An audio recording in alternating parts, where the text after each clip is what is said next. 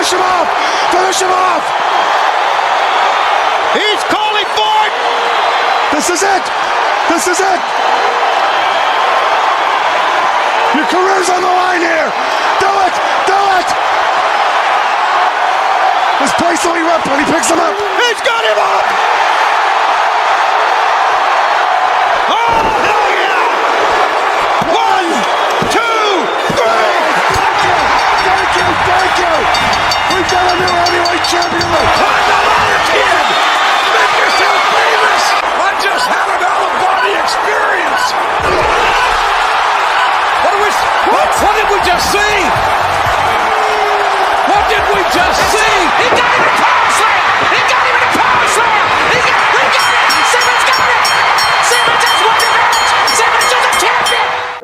I've always maintained that reality is for people who can't face drugs. Shit is about to get real.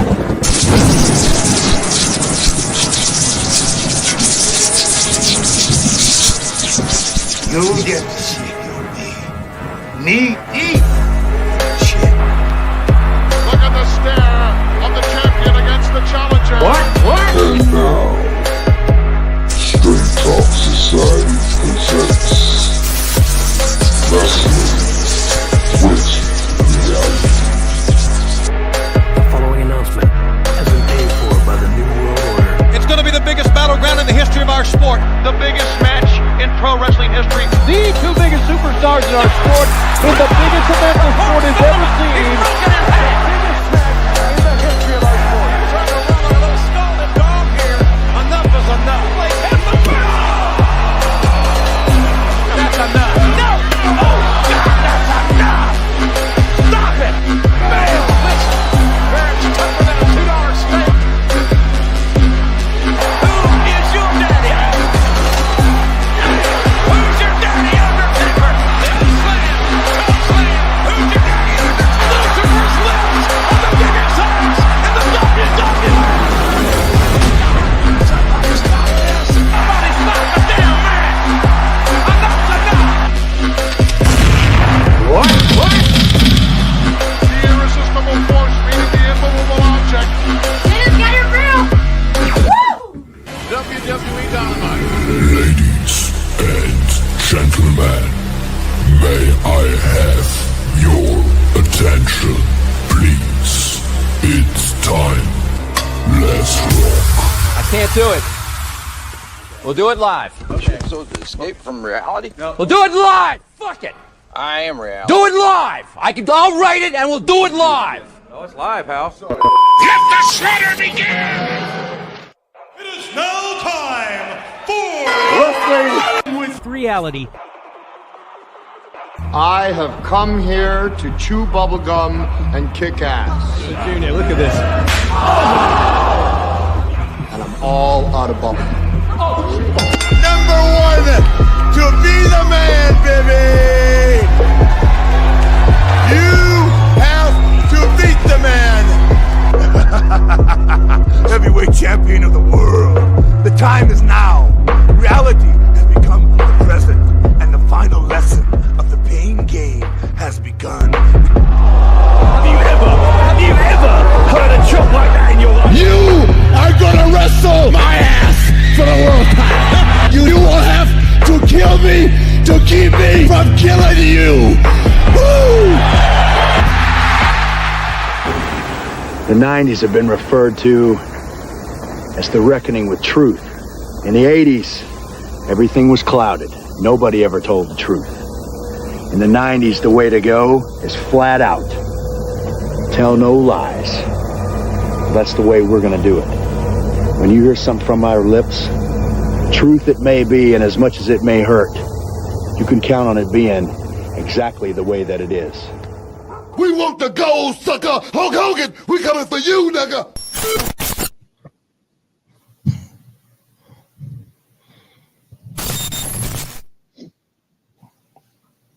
Oh, what is up? Straight Talk Society. This is your host, Trevor, and we are back 2025 with a new edition of Wrestling with Reality, man. First of all, I want to give a shout out to everybody that did support the Straight Talk Society over the last year. We're looking forward to bigger and better things this year, but I am not alone. On time, man. Venkat was early to work today. I am joined by producer extraordinaire Venkat and the political prophet amongst men, MD. What's going on, fellas? Going on, Trevor? What's happening? Can't call it. Hold on.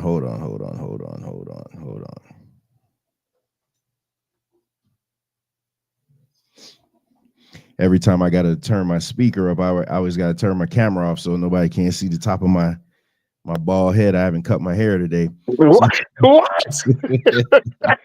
Yeah, hey, you know, I don't want them to see my McDonald's tape.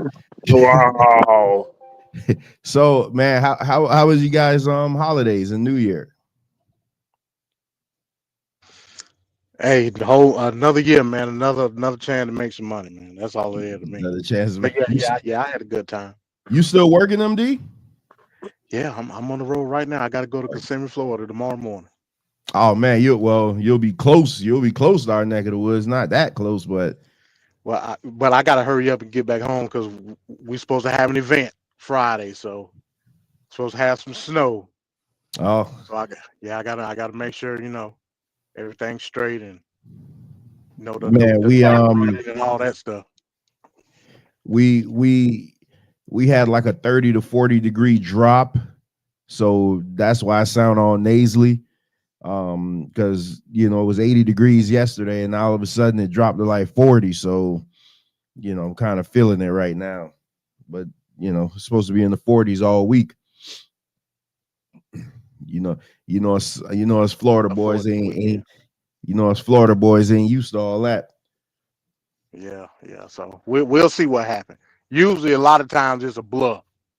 We might get some ice. Like a little bit black ice or whatever. But we'll see. Black ice. So, Naruban, shout out to Naruban first of all for being here early. He normally come in about 7, but he's here bright and early today. Before you guys get into it, I got to shout out Kenny Omega versus Gabe Kidd from Wrestle Dynasty. Already set the bar high. Kenny is the real MF and tribal chief. All right. Well, all right. I mean, for the 100 people that saw it, I guess. You know what? Highlights of it. It looked pretty good from what I saw. I'll go back and watch the full match later, but I did see some highlights. It looked okay. Like Kenny looked great. I see you got dreads now. Hey man, you be laid up for so long. Hell, I wish my hair could grow, man, so I could lock it up. One last time. Yeah, I used to have braids in high school, but no, in my 20s. Yeah, it was my 20s. But unfortunately, Mother Nature saw fit to go another way. So today is our end of the year wrestling award show where we just give out superlatives. I think we got like 11 categories. But before we get into that, there is something that I did want to talk to Venkat about. MD, you watch basketball? No, not until the playoffs, man. Not until the playoffs. Yeah, okay. So you like me. Yeah, you like me. Basketball to me is terrible. 82 useless games. That is not true. 82 just useless games. A team with 30 wins could make the playoffs. That's crazy. That's crazy. So I just ain't never been a fan of the sport like that. I mean, I appreciate it, but I ain't really never been a fan like that. I figure, how can somebody complain about watching baseball and you can watch basketball? Basketball is the best team sport out there. I don't know what you're talking about. I disagree. Yeah, you must be crazy.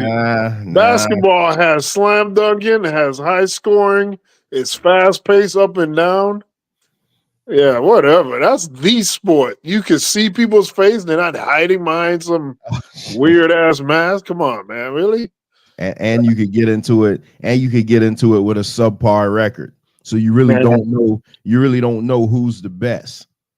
You know who's the best more so in basketball than you do in football. You don't know who the hell. You don't know who the hell the best in football. That's depending on if somebody had a cold that day. you could be the best.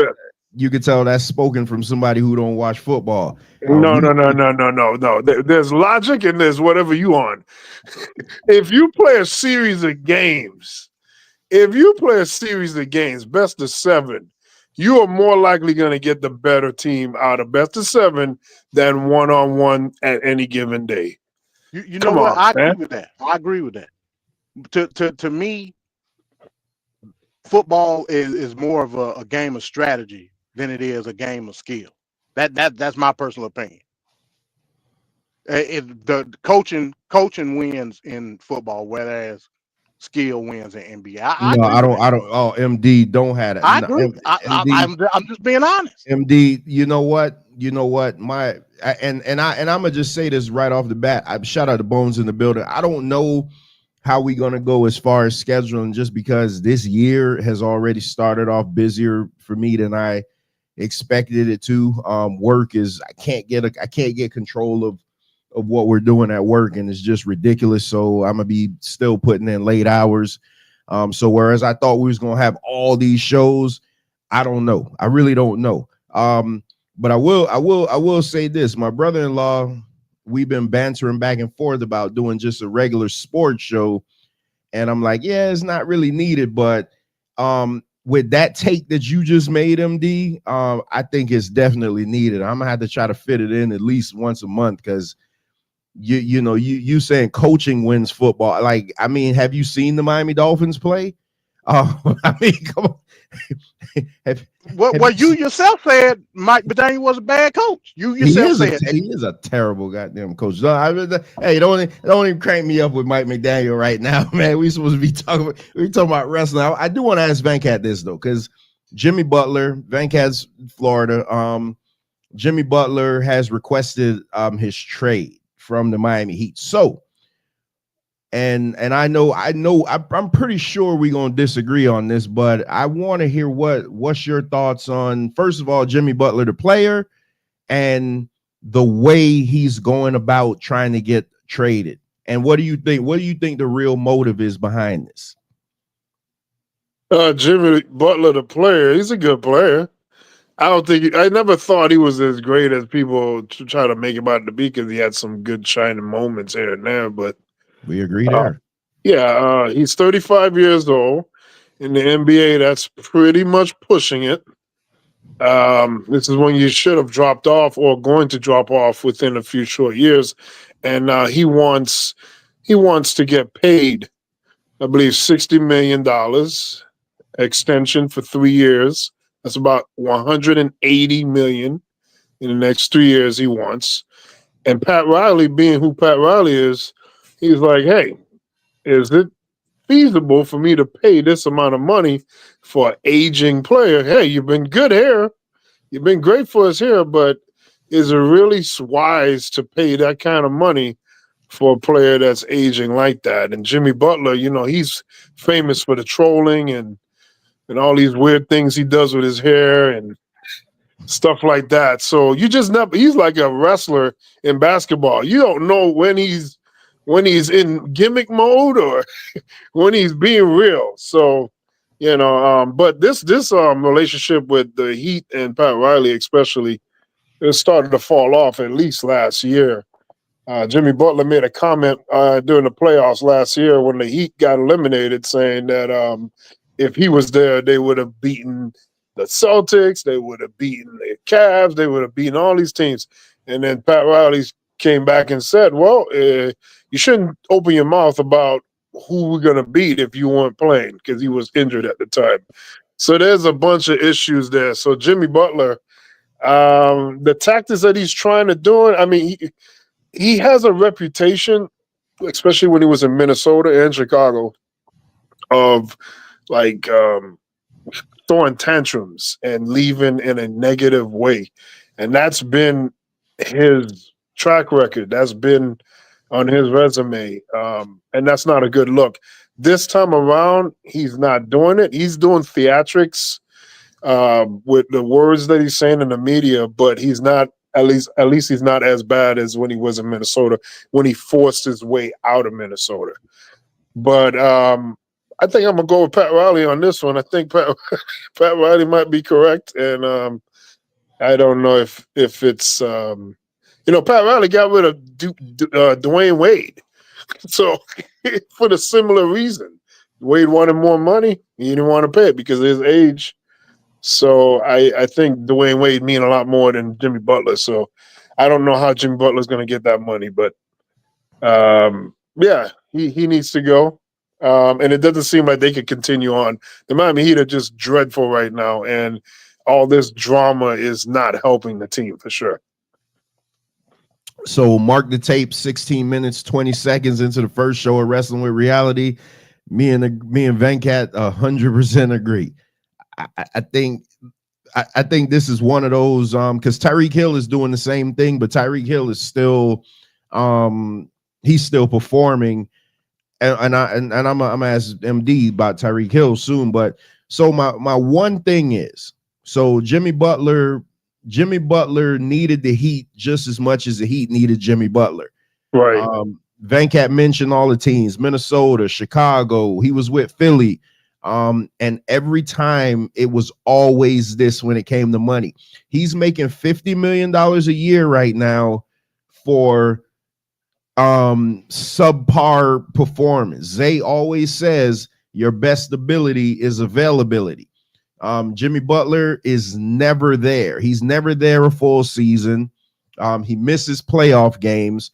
Me and Bones was talking about this yesterday. And what Jimmy Butler does is he'll have one really great game or a great series, and then we forget the rest of the subpar year. So I agree with Venkat. He is not a superstar. We always had his superstar versus star. He is a very, very good player, and he's going to make some team that's very close to winning. He'll probably put them over. Hey, he's been here for what, 6 seasons, 2 finals, which was crazy that they got to the finals with that team, but they did. So I'll never take that away from him. But if he wants to go, I try to work out a trade for him because I don't think he's worth $60 million when you have such a terrible team. You don't want to lock up all that salary in one player when you got Bam and you got Tyler Hero. Like, I mean, that's nothing. So my biggest problem with the Heat right now, though, is Pat Riley. So you bring up Pat Riley, and Pat Riley's been with the Heat since 95 in some capacity, coaching or, what he is now, like the godfather of the Heat. I think the issue with the Heat is when you think about the Chicago Bulls, what's the first thing you think of? Michael Jordan, right? The Lakers, you're thinking about Magic Johnson, Abdul-Jabbar. When you think about the Miami Heat, first thing you think about is Pat Riley, and that's the problem. This team has become too much about Pat Riley to where it doesn't seem like he's never really built the team for the future. He's always built it for the win now, and you could say it's worked. Well, it hasn't worked because we've been to 7 finals and only won 3. So that's less than 500. That wouldn't even, well, in the NBA it'd get you in the playoffs, but it's not a good winning percentage. So so if we could say, oh yeah, he did this and he did thanks, that. LeBron. He yeah, thanks LeBron. Hey, yeah. He built teams when it was as easy to go spend the most money and get all the max players. Now you're in a position, show me how good you really are. Build me a team when you got nobody. Like when you're about to lose Jimmy Butler. Build me a team of young guys. Like the Boston Celtics, you say whatever you want about them, but their team is their core draft picks.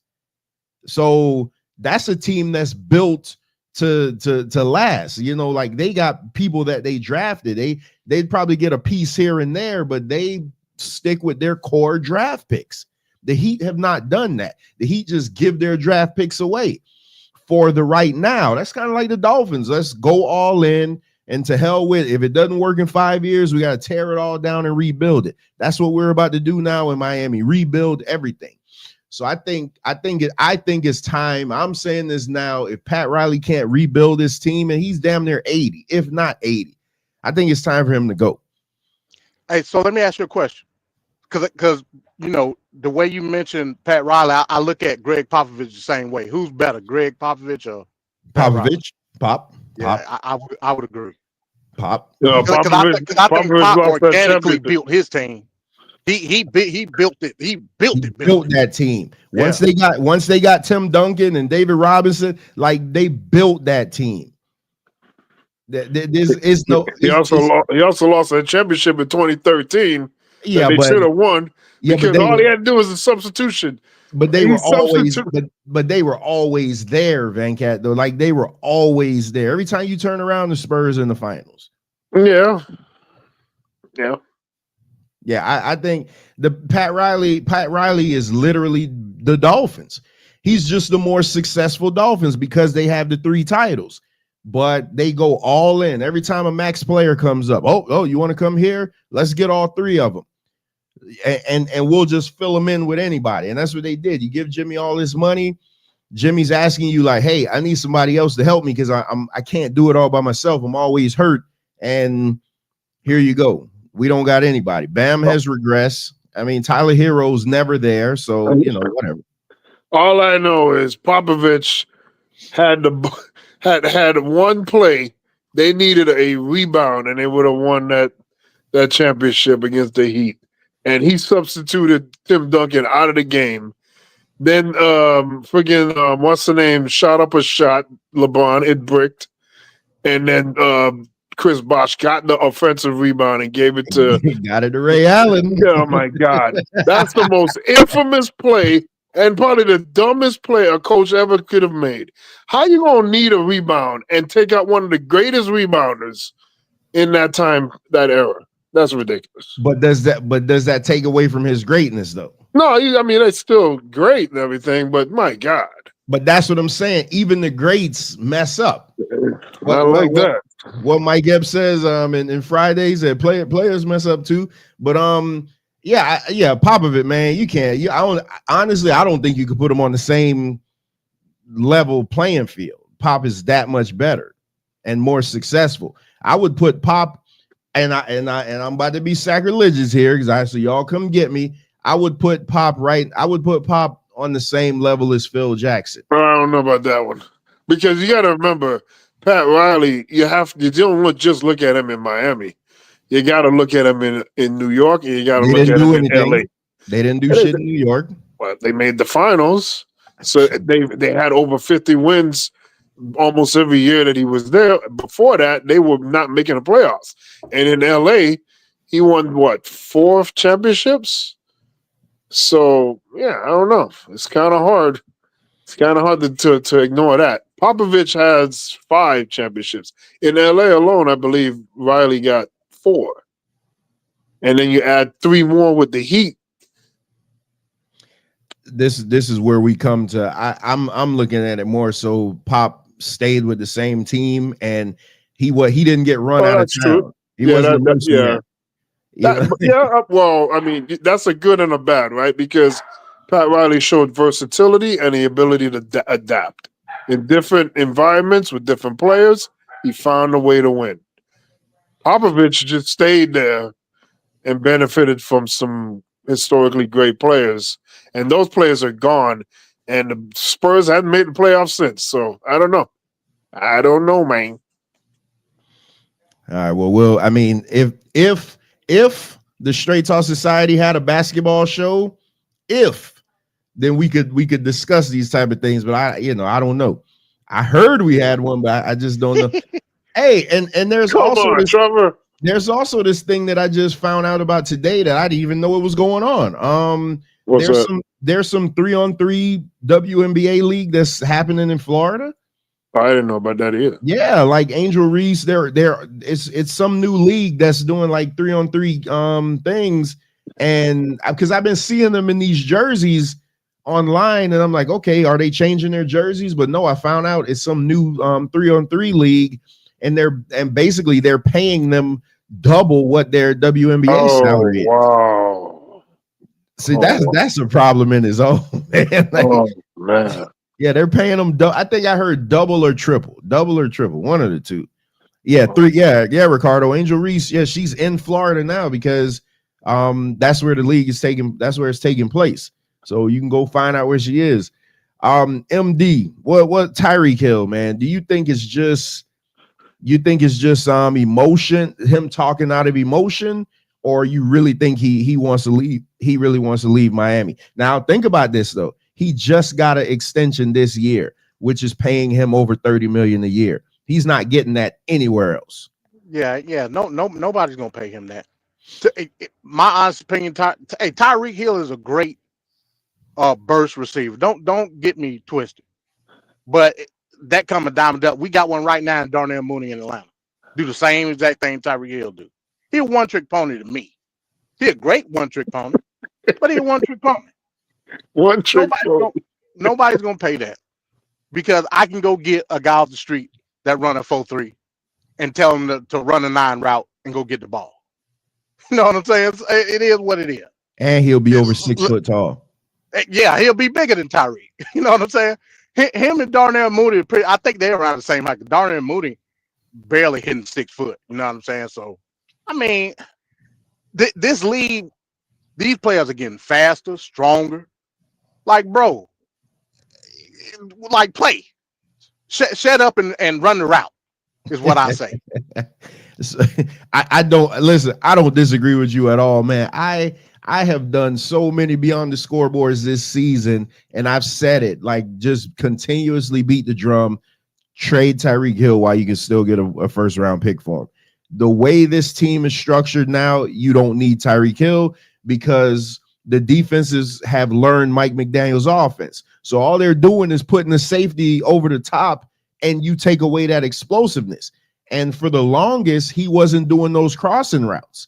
So right. he literally was ineffective the majority of the season. I think he's mad because, like he said, this is his first season in the NFL not making the playoffs. So I understand why he'd be mad at that. But secondly, his first 2 seasons in Miami, 1,700 yards. Last season, he was voted the #1 player in the NFL. He was on pace to make 2,000 yards receiving, where people were saying that he should be a strong candidate for MVP of the entire damn NFL. And to have a fall off like from last year to this year, he didn't even get 1,000 yards this season. And so that I got to look it up because I just said it. I shot from the hip that this has got to be the greatest drop off ever in NFL history from a yardage, from a guy that damn near 1,800 yards to the following year he didn't even make 1,000, playing the same amount of games because he didn't miss any games this season. Yeah, and I don't know his contract. He may have a incentive-based contract. I don't know. You know what I mean? Guys go off stats. Is his playing time the same? Same. He's on the field every down. Well, this last game, he took himself out because he was like, well, shit, Denver's killing Kansas City, so we're not gonna make the playoffs. So there's no and I could understand his frustration because he said, you didn't have Tua for 6 games, which, I laid in the Tua this past weekend because everybody knows Tua is my favorite player, but at the same time, come on, man, just get over it now. You can't tell me that if we make the playoffs, you're definitely going to play. The playoffs is Saturday. Your game would have been Saturday. So what's to tell me you couldn't have played in Sunday's game to get us in the playoffs? That doesn't sit right with me. And the GM now basically threw him under the bus at the presser. I gotta review that. He was like, well, we love Tua and we see all the progression and everything, but again, the best ability is availability. You got to be there.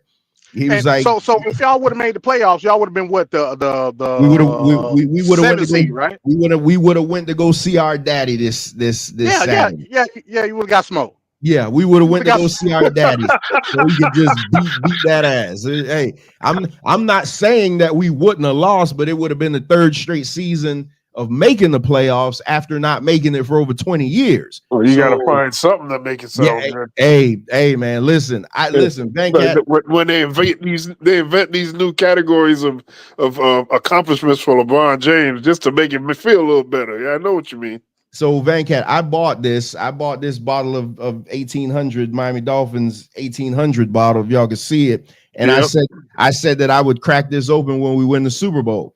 So I start realizing the error of my ways real quick. And I was like, all right, well, I'll crack it open if we make it to the playoffs. I'm like, well, damn, if we win a playoff game, expectation. Yeah, because we hadn't won a playoff game in 25 years. So I'm like, okay. Oh my God, that put you in the 90s, don't it? Yeah, that's a lot. That's the longest 2001. That's the longest drought. That's the longest drought in the NFL when you got the That's damn the Lions. longest drought in sports. What the hell? Probably. Now you got the Lions about to go to the Super Bowl. So I mean, it's crazy. But yeah, I think they should trade Tyreek Hill because I'm pretty sure a team will get desperate and give you a number 1 pick for him. And at this point, the Dolphins need all the picks they can because the Dolphins how old is Tyreek Hill? Tyreek is what is he, MD? What, about 32, something like that? Oh yeah, you got to go. Yeah, he got to be somewhere 30, 31, 32. He got to be. And in wide receiver and this is years, football years. Yeah, and that's old in wide receiver years. That's really old. I used to be a Chiefs fan. Wait, let me see, because my eyesight crazy. Oh, just be a Chiefs fan and then you can crack that bot. Nah, I ain't switching my fandom now. I'm just saying I'm getting frustrated having to ride this out, but I'm not switching. But I think they should trade him, get a number 1 pick, and rebuild his team. They got to rebuild a team. They're gonna be uncompetitive for like what 5, 6, 8 more years. Oh, if they rebuild right now, that's what you're looking at. Well, that's the problem. What was I saying about the Heat? What the Dolphins did this past 5 years, they just kept putting band-aids on it. They're like, oh shit, let's get Teron Armstead and pay him a buttload of money, even though he's never completed a full season before. Let's still get him to protect the quarterback that's supposed to be the franchise.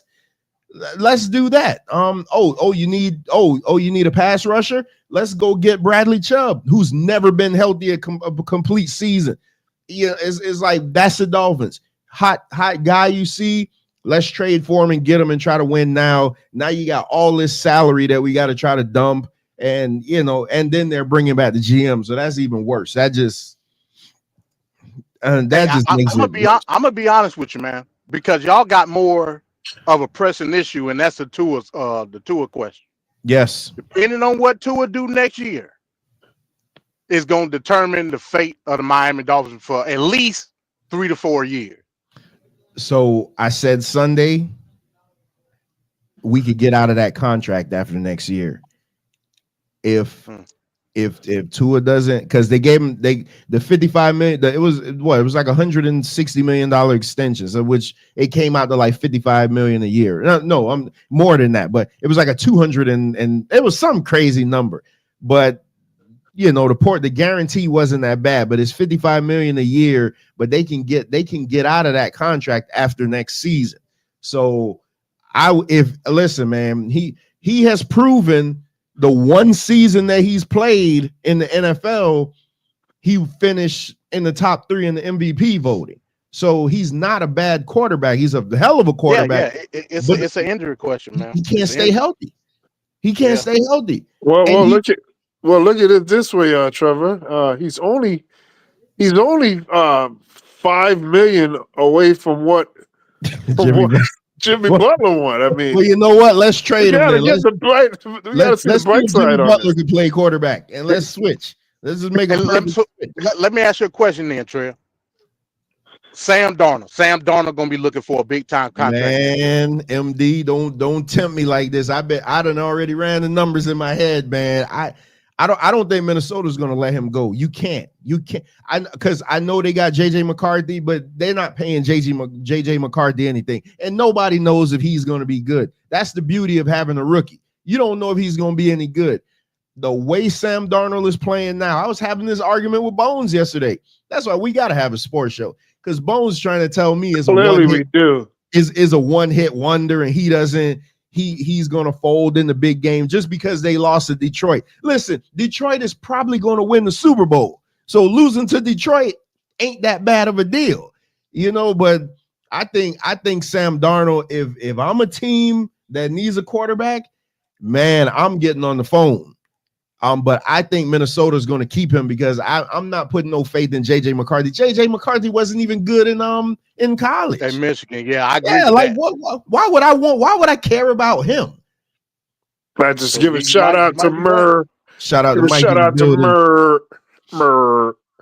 But they're gonna have to pay him though, because like I said, he was on a 1 year deal. They're gonna have to pay him. What is he making now? He probably making veteran minimum, what, like $5 million? Yeah. He probably making the minimum, the vet minimum. Like I said, probably about, if I had to guess, $5 million. Oh my God, he about to get a fuck ton of money. He about to. But I don't think it's a one. You see how this works though. You give somebody a running game, you give somebody a stud at wide receiver, and you protect them long enough to throw the ball. You see how that works? That's football. You don't have your quarterback running for his life where he has to get rid of the ball in 2 seconds every snap. Yeah, like he was doing in New York. Yeah, that damn show what he was doing in New York. That's what I'm saying, man. It's not that hard. That's what you build. Hey, Chris Greer said at the end of the press conference, "Oh man, we got to start back rebuilding the O-line." I'm like, start back? Like you had a chance for 8 years to build an offensive line, and we still talking about a bad offensive line. Oh my goodness, bro! Like, oh man.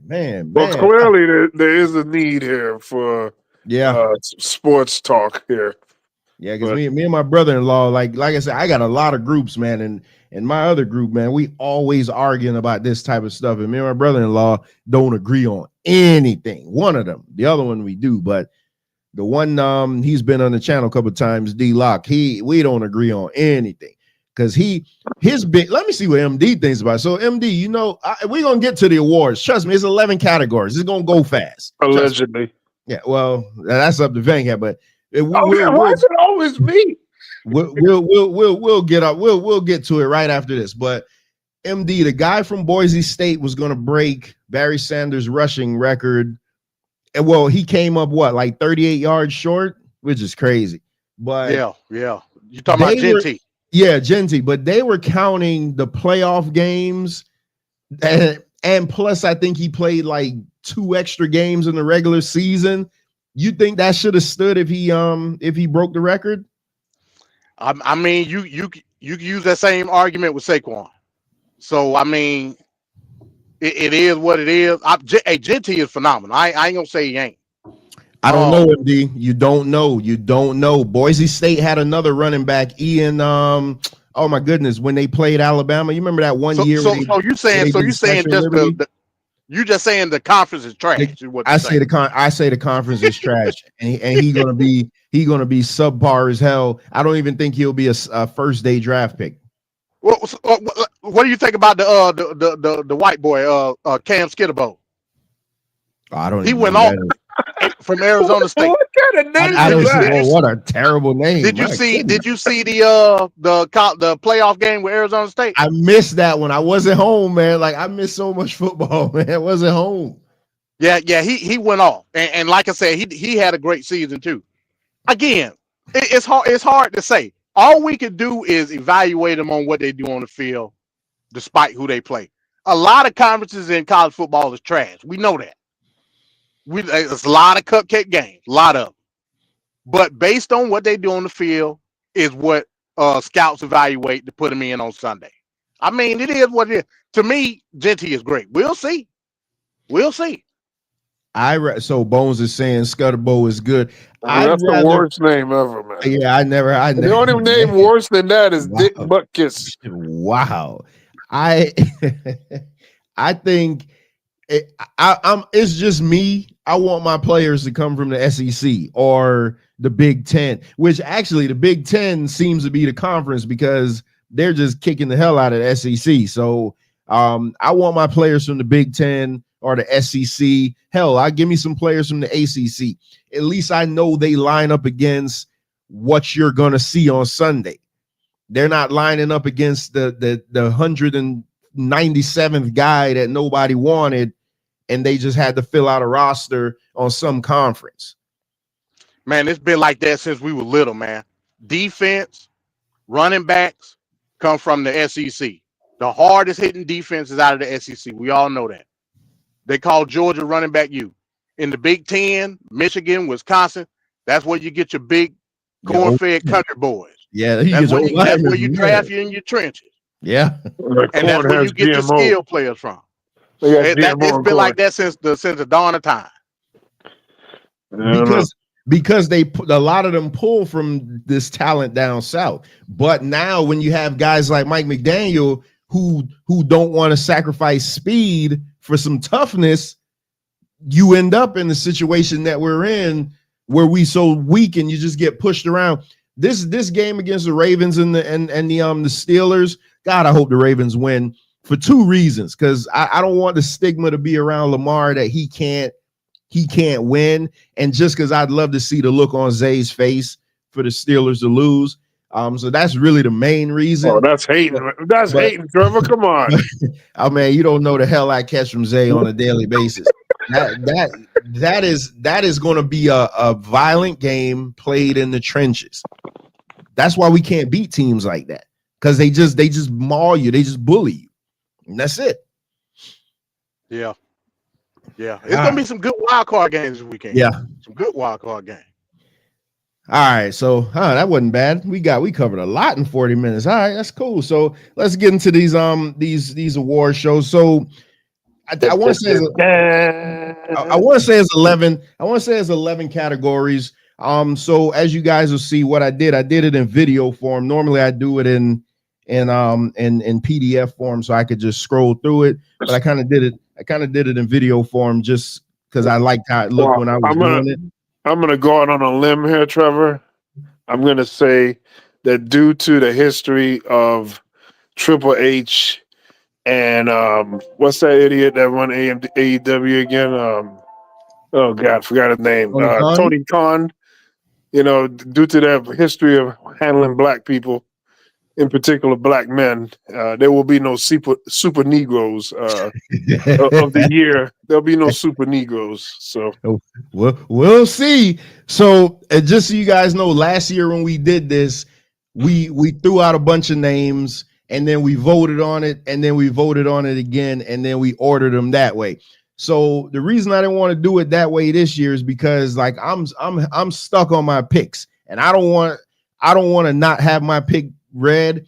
And when I saw the MMA brothers do their award show last year, I'm like, you know what? That's the way it should be done. If you got 3 hosts on the show, then they should give who they pick and they should tell you why. So that's why we did it that way. Like I said, it's 11 categories. So we're gonna, what is AEW? I know. So we're gonna let's get to it. Let me bring this up. All right, so this is, what would this be? Our second annual? Yeah. Second annual Wrestling with Reality Awards. All right, let's go.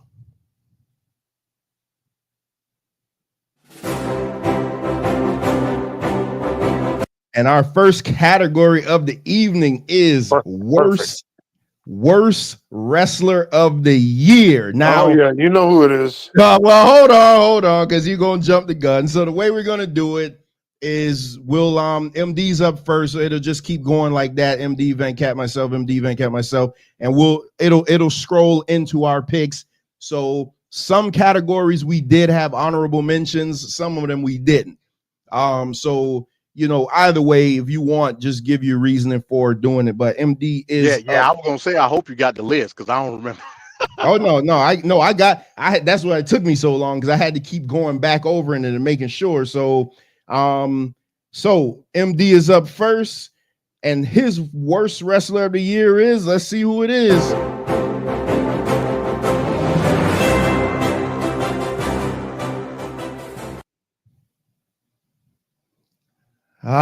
The learning tree, Chris Jericho. Look at him titties. MD, why is Chris Jericho your worst wrestler? Well, let me say first off, Chris Jericho is going into the Hall of Fame. We all know that. He'll always be revered for the stuff that he did. No question about it. A pioneer in wrestling.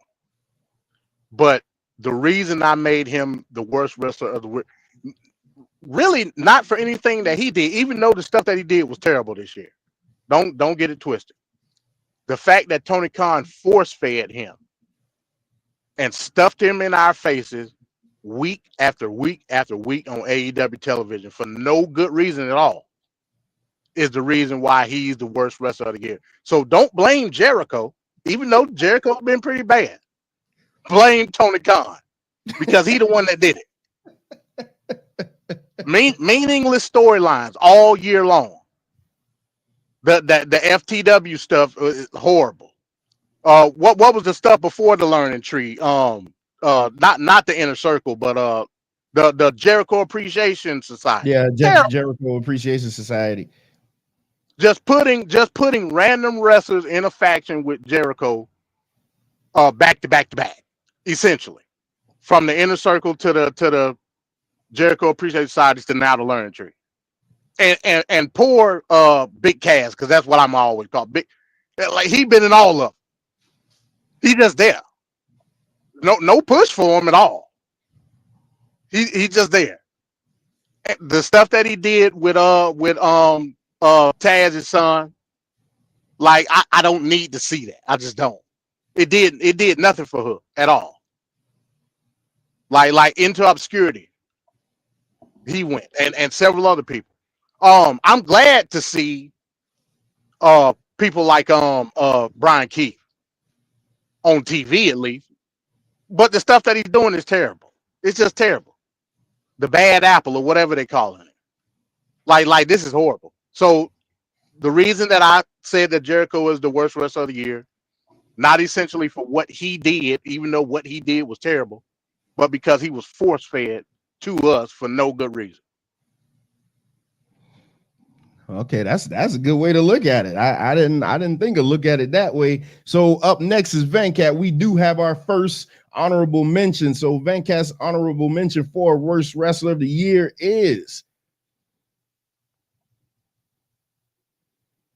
oh boy, who I mean, anybody who knows Venkat would have known that this was coming up. His honorable mention is the fabulous Jade Cargill. And was there any doubt here? I mean, come on. She had a horrible year. Every time she got on a PLE, she let you know why she should actually be the worst. But there's somebody even more spectacularly worse. What so you want to elaborate more on her? I mean, I'm just saying it's embarrassing. And I look here, man. I don't get any joy out of seeing this black woman stumble, fumble, and rumble all over the ring in the worst ways possible. She's out of context. She's out of order. She's out of sync. She doesn't know what she's doing. She's bumping into teammates. She's out of position in a lot of the spots. So much miscommunication. She looks like a deer in the headlights a lot of times in the ring. I don't understand why. I don't know why this is happening, but it's bad. And we can't just, does she look great as far as like with the abs and everything? Yeah, that's fine. But I really wish if you're going to be what you're supposed to be, you can't be this bad in the ring. And her suckiness is bleeding on Bianca because she even caught a cold on that a little bit too. And they're just enabling each other's worst moments in the ring. It's very bad. They should not even be tag team champions. They need to just understand how to fall right and the most basic in-ring things besides trying to win a title. So, yeah, it's really bad. But we got worse. But wait, there's more. Y'all knew he was where he must have rehearsed this one. But as much as he just shit on Jade, surprisingly, she is not his ultimate pick for worst wrestler of the year. That goes to the one and only, the infamous Tonga Loa. Oh my goodness. Come on, Venkat. What you got to say about this? Tonga Loa is ridiculous. This guy cannot do a nut shot properly. He can't interrupt a pinfall properly. I'm not even sure if he can walk to the ring properly. He has all sorts of issues that are like unforced turnovers in basketball, where you just give the ball up to the other team and they ain't even do nothing. This is that guy right there.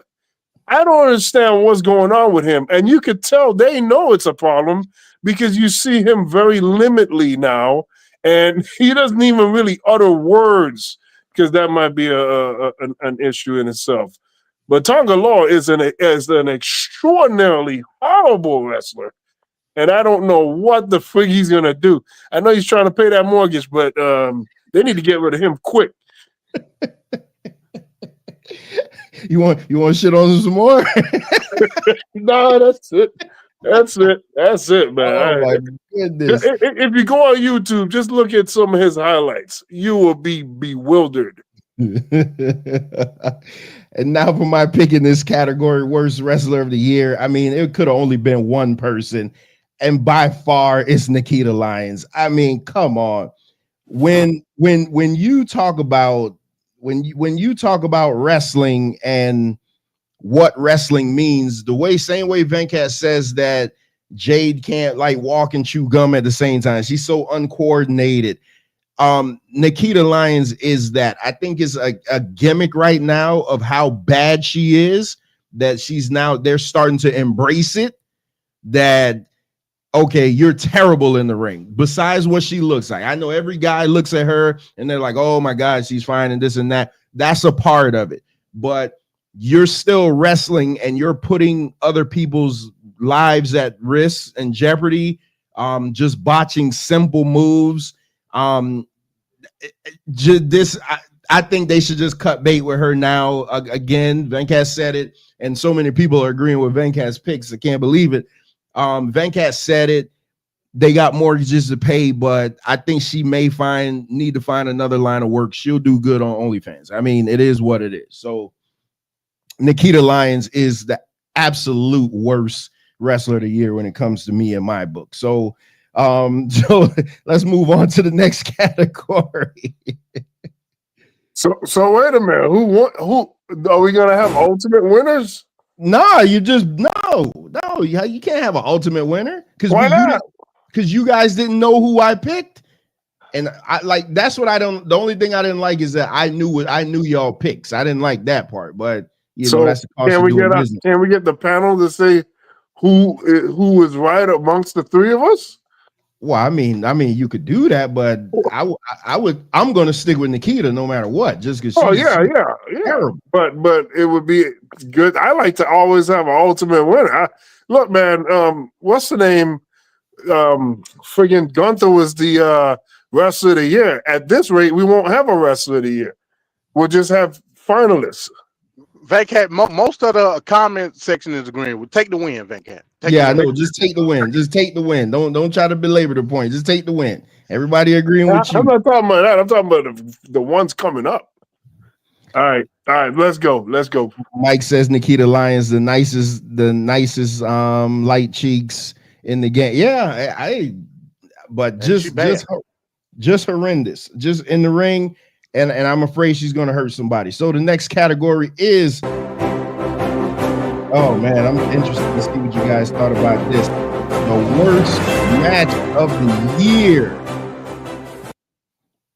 And coming up is going to be MD.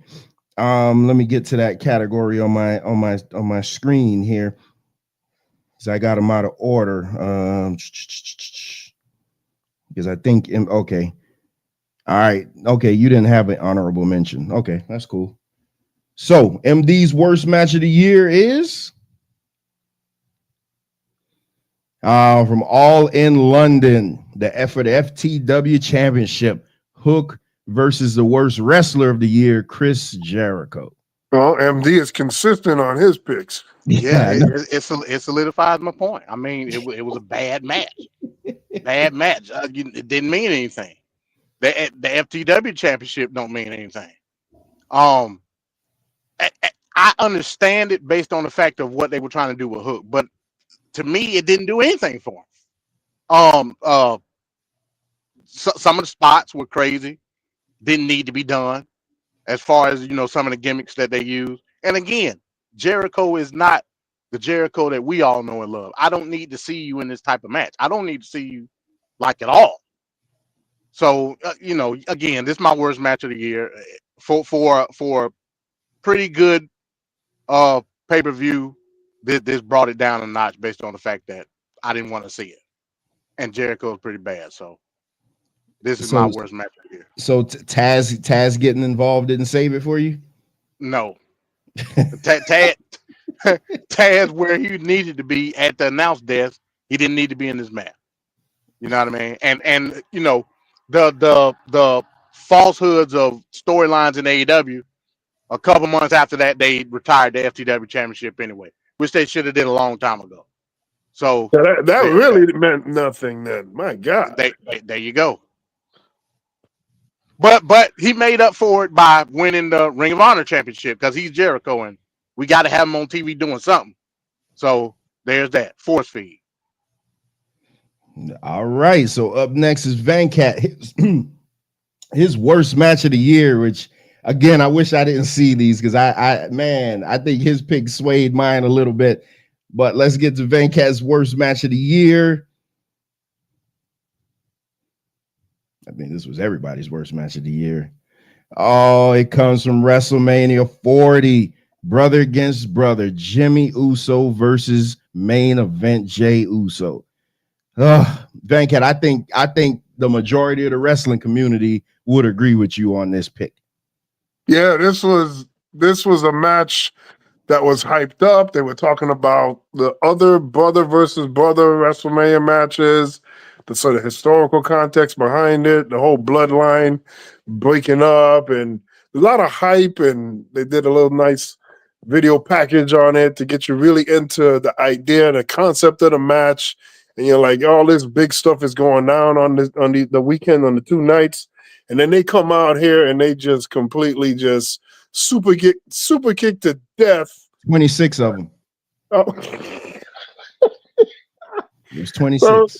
So right now in the NBA, they pissed off. The other night, 2 teams played, and between the 2 teams, they shot up 100 threes in the game. And it's like, this is what that reminds me of, like just sticking to the guns on stupid moves, like one move like the super kick like that. It's just crazy. So there was no reason to do this, and I feel bad for Jey Uso more than anything because I think Jey has did a great job in shaking this stink off and being more popular and getting more fan engagement, being in more high-profile matches and doing good for himself. But this match right here is just horrible. And I saw an interview with Jey Uso, and he was talking about it. And I do respect the fact that he did not make any excuses. He wished the match was better, but he acknowledges it was not great. Some people would just dance around that, so I appreciate that. But this was a horrible, horrible match. This was the moment where you went straight to the bathroom. You may mow the lawn, you may do all kinds of things, but do your taxes, but anything but watch this match. So this is straight trash. Mike said that this is the Tamatonga of matches. That's all you need to know right there. That did it right there. And Bones, this was the video. Yeah, the video package was fantastic. Like they could kill some video packages. So I did have an honorable mention on this. And like I said, Venkat absolutely swayed my view on this because I'll just let the cat out the bag. This also was my worst match of the year. And it wasn't until I saw Venkat's pick, it made me go back and watch this. And I realized, oh my God, that was terrible. But I did have an honorable mention, and I cannot end this show without shining some light on this match, because this was my pick coming up, but I went with the brother versus brother. And it takes us to Backlash 2024, the Kabuki Warriors versus Melanin Magic. My God, was that match terrible. It was at that moment, me and Venkat got in a big argument at the beginning of the year about Edge versus Jade. And you guys know if I'm wrong about something, I'll come back and say it. I'll come back and say it once I have proof. And I'll say Venkat was right. I don't know how it's going to play out, but Jade is nowhere near where she should be in the ring. I was sold a bill of goods, I guess, because I didn't watch her enough in AEW to see how they protected her. But in WWE, you actually got to be able to work. She is someone who needs a year or two in NXT to just hone her craft. She's getting by because of her look, which is fine. Her look and her entrance. But if you're going to do this as a career, is not going to work with that limited ring set. Her pump kick alone, she can't do. And that's like her bread and butter. And you're right, Venkat. She has brought Bianca Belair down. We were at a house show a couple of weeks ago, and you talk about Jey Uso. Jey Uso is the most over guy in the company. Man, when you see all those white people doing that yeet thing, it is crazy. But she brought Bianca Belair down big time. I actually rather the team of Bianca and Naomi because at least they're more fluid in the ring. They're a more cohesive tag team. Jade, they just need to reveal Bianca as being the person who attacked her, and you know they have their blow off feud, and they got to do something because it's not working. When you can't have a good match against Asuka and Kairi Sane, then you're the problem. And that's Asuka and Kairi Sane will bump for anybody, and they will make anybody look good. But it didn't work. This match was terrible. And this was the Backlash card that was in France that had one of the greatest crowds we ever saw. And if it wasn't for that crowd, this match would have probably went down as the worst match in history because that crowd masked a lot of their mess up. So yeah, this was my honorable mention. This was going to be my pick until I saw Venkat's pick and it reminded me. And you know, ultimately, my worst match of the year, I agree with Venkat, is the brother versus brother. It was just terrible. It was terrible. So since we got a 2 out of 3, that has to automatically be the win. Venkat won an ultimate winner no matter what. Venkat don't care. He's like, no, man, we gotta have an ultimate winner. Yeah, we do, man. All right, so I guess the brother versus brother, just the worst, man. All right, so our next category is the worst pay-per-view of the year. Damn, I wish I would have had these things in order on the screen that I'm looking at. Oh, okay, here we go. All right, worst pay-per-view of the year, and MD is up first.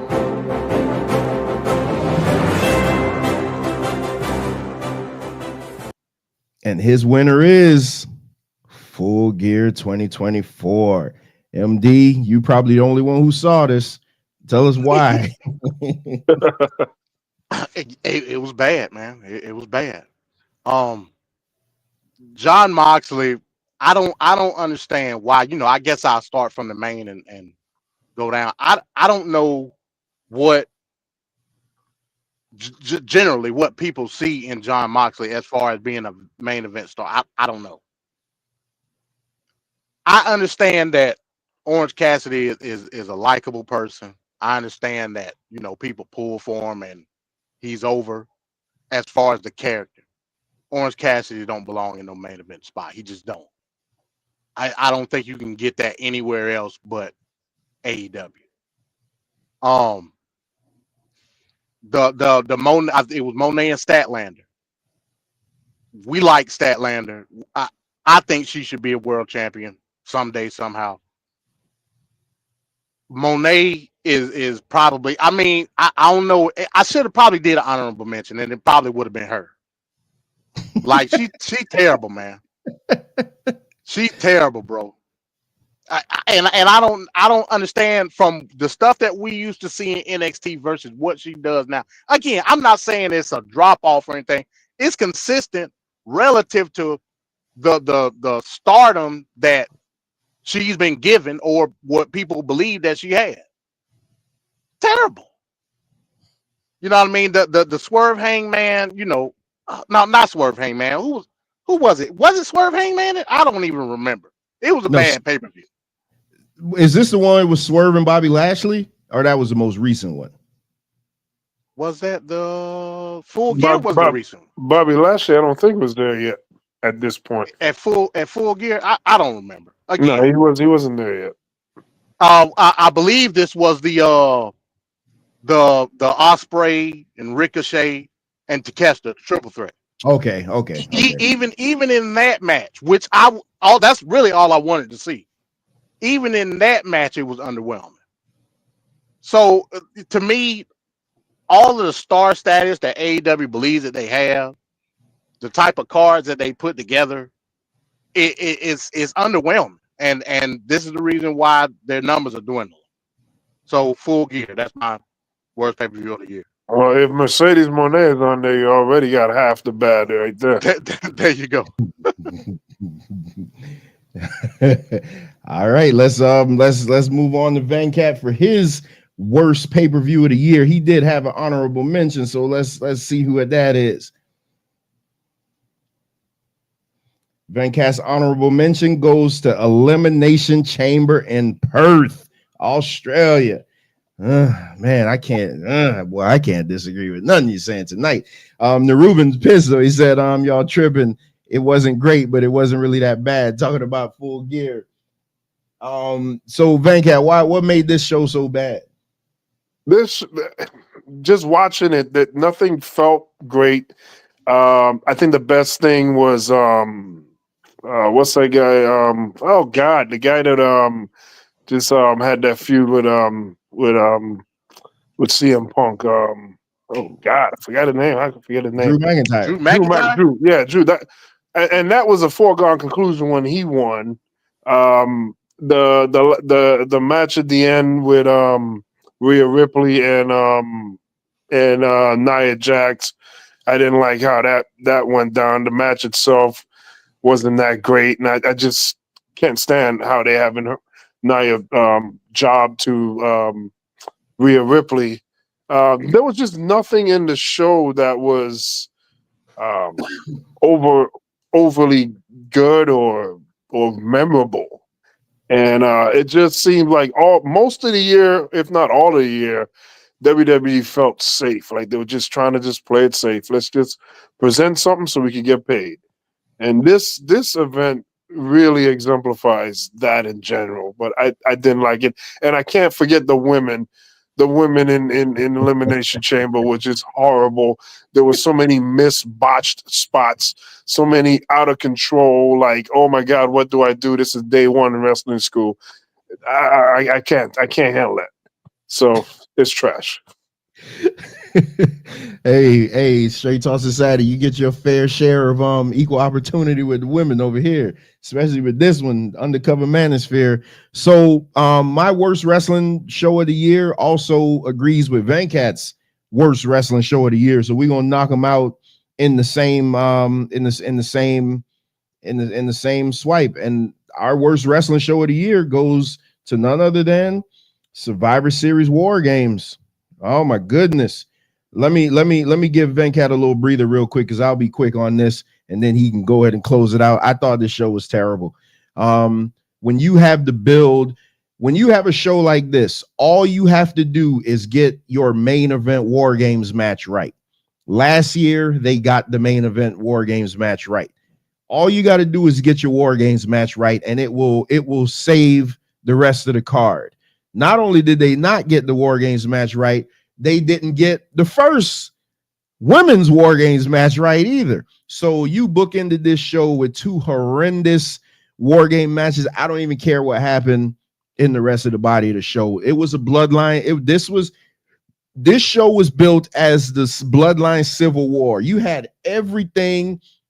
You had Roman lose his family. You had everybody come back together piece by piece. You had main event Jey Uso saying, hey, we're equals now. I'm not your subordinate. You got Sami Zayn coming back to fight for the cause. You got Paul Heyman. Then you got the mystery a partner, CM Punk. And not for nothing, I think still, even with all those guys, the heel team was that much more of a badass team. You had the Bloodline 2.0 and Big Bronson Reed. And what you got was just regular old safe. 2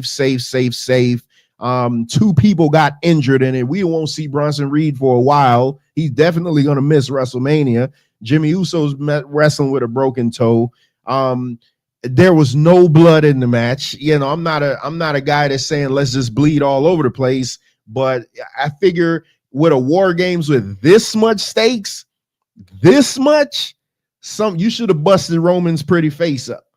Roman's face should have got busted wide open to just do the drama, because in a Roman's Reigns match, it's going to give me 10 minutes of intro and your standard 45-minute match. And basically nothing happened. It was a bunch of standing around, same old tired tropes that they always do. I was over it. And that's why, to me, yeah, Bones is saying the War Games was disappointing. Yeah, it was. This, I don't care what else happened on this show. You opened it and you ended it with 2 dreadful matches that is on the marquee. I think what WWE needs to do is get rid of the War Games for a while, go back to standard traditional 4-on-4 Survivor Series matches, or if you want to do 5-on-5, and just go from there. It was fun to bring it back, but now it's like you're expecting it every November, and it is diminishing returns now. I thought this was terrible, and nothing I saw this year disappointed me. It wasn't that it was bad, it just was disappointing. It was more disappointing than anything, and that's the problem. I don't ever want to be disappointed. I don't ever want to feel indifferent while I'm watching wrestling. Be bad, be really good, but don't make me feel indifferent. And that's what War Games did, and that's why it's on my list. It's terrible. Why don't encapsulate this Survivor Series War Games, especially on the women's side? Just go look at the highlight of Nia Jax with the steel chair. The worst steel chair shots in your life. It was like a paper bag. Like she had a paper bag. Well, we're hitting everybody with the paper bag. Oh my God, it's gonna hurt. She hit them ladies so lightly. I've never seen anything since Hulk Hogan on Nitro. It's weird. It's weird. This War Games, this Survivor Series, I was so looking forward to. I thought, oh my God, because last year in the in-ring War Games, it'll never match the WCW years, but it definitely ain't matching NXT. For God's sakes, bring War Games back to NXT. For God, get that out of WWE main roster and put it back in NXT. Because at least in NXT, those guys, they fighting for something.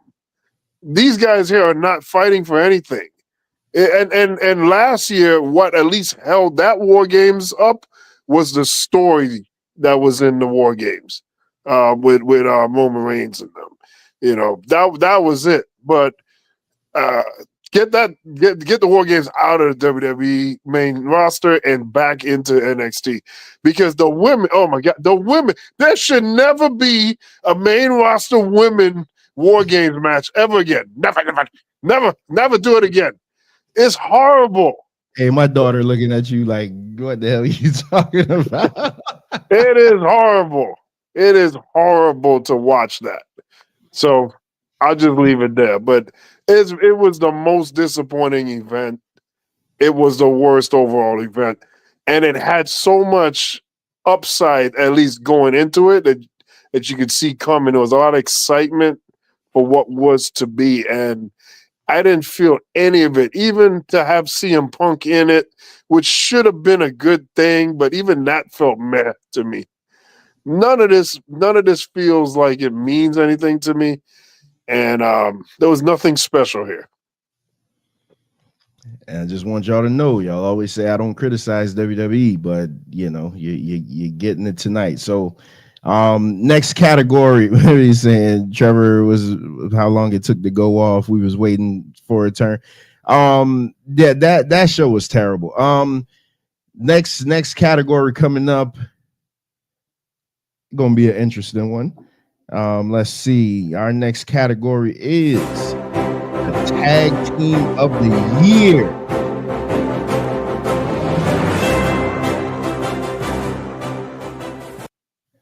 So we're going to start off with MD for his tag team of the year, and he does have an honorable mention, and it goes to none other than the Judgment Day. Now, this is the Finn Balor and Damian Priest iteration of the Judgment Day. MD, what you got to say about them? Yeah, man. I mean, they were good for what it was. As far as their implementation of what they were doing within the Judgment Day and long reigns. They had long reigns with the titles. I believe within the year they held the titles twice. Some great matches along the way. I believe with them being the champions, it helps solidifies Damian Priest's character within that heel version of what he had within the Judgment Day. It was a good tag team. Did nothing for Finn, unfortunately, but hopefully that'll change in 2025. I don't know what's going on, but as far as the team within itself, those titles helped solidify what they were doing within Judgment Day, early and mid 2024. So yeah, that's my honorable mention. Finn Balor, Damian Priest, Judgment Day. All right. Judgment Day is his honorable mention, and MD's tag team of the year is Matthew and Nicholas Jackson, the Young Bucks. Yeah. This is my tag team of the year. What they were able to do with the EVP gimmick was great in the beginning. It was great. So and it helped solidify themselves as being relevant again within the tag team division. I never looked at the Young Bucks booking themselves to the titles. I never looked at it personally. I mean, some people might, but the way that they did it and then how they embraced the EVP role in the beginning when it all started, getting away from the elite stuff, it was great. Again, we saw how it all went in the latter portion, probably after the CM Punk tape. But they, that don't take away from the stuff that they were able to do. Some great matches with FTR. Hopefully we get some type of finality with that. But yeah, I think they were the most solidified within their gimmick and how they represented themselves and the matches that they had. I put them as the best tag team this year. Well, and I will just add to the Young Bucks. This was the year that they made me like them, because y'all know for years I've criticized this team to no end, but this year I love their heel work. I just absolutely loved it. We're moving on to Venkat. I think this is the first troll job of the night. Venkat's honorable mention is Awesome Truth. Damn right. Come on, Venkat. Damn right. Tell us about this one, Venkat. They were awesome, man. When they got on that TV, they were pure entertainment. You were engaged in their matches. It was a great time to be had by everyone. Great stuff, and they worked great as a team too. So, yeah, I can't say anything better about them. They were great. They were great. Not remember, this is tag team wrestling in 2024. There's not much of any tag teams that'll work for damn to begin with. But these guys, they work great. You can tell they know each other. They know what to do. How could you not like what they're doing in this ring, especially R-Truth, man? Come on. Well, I know I'm calling shenanigans on the Super Duck, but I don't know. I'll let it slide. So let's get the Venkat's his actual team of the year. EVPs.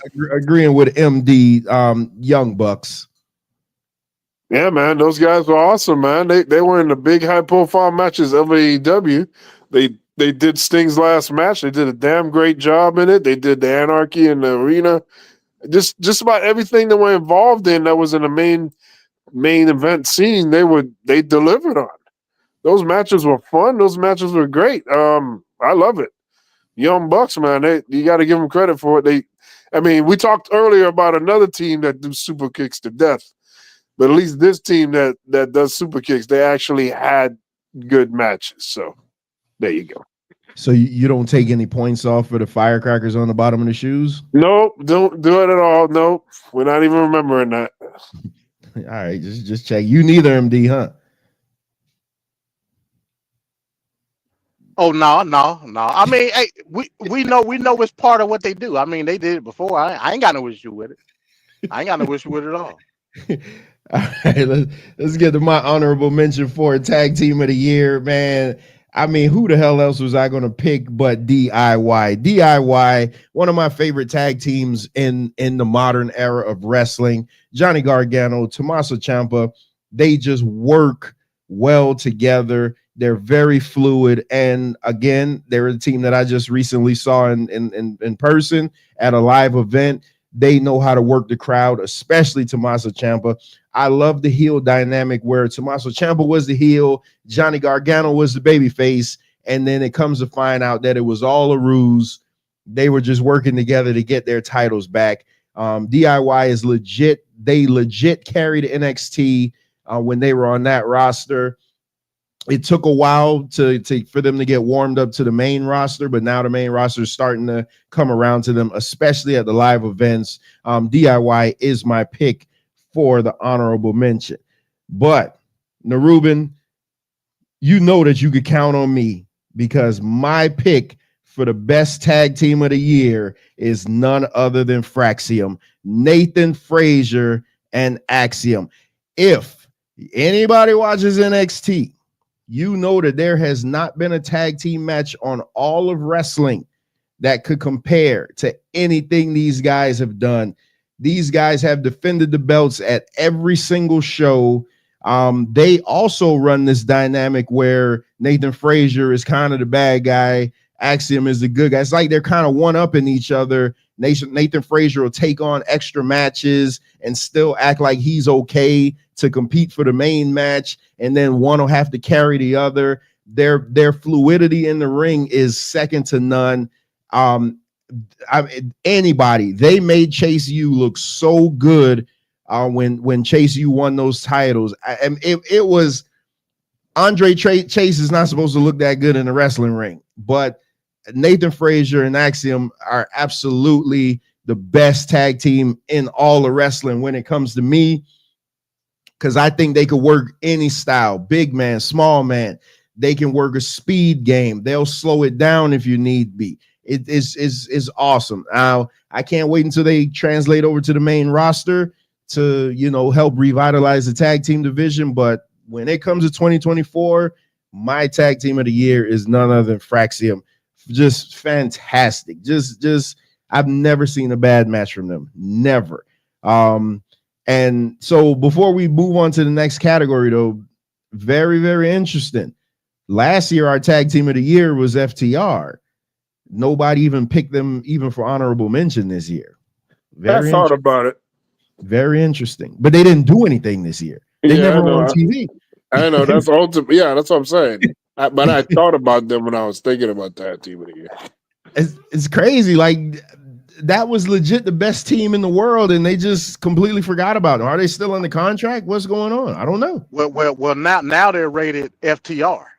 Oh, they were Edge now? With Cope. Yeah, with Cope. That's what he called us. Cope or Coke? Cope. COPE. Oh, okay. All right. Yeah, so the tag team of the year is going to be the Young Bucks due to the 2-3 vote. Yeah. I mean, y'all can say that, but I'm still sticking with Fraxium. But I get what you're saying. But yeah, y'all can have that though. I bet you, a Fraxium versus Young Bucks match would probably be the best thing you ever seen in your life. Man, oh my God, the frenetic pace that they would go at.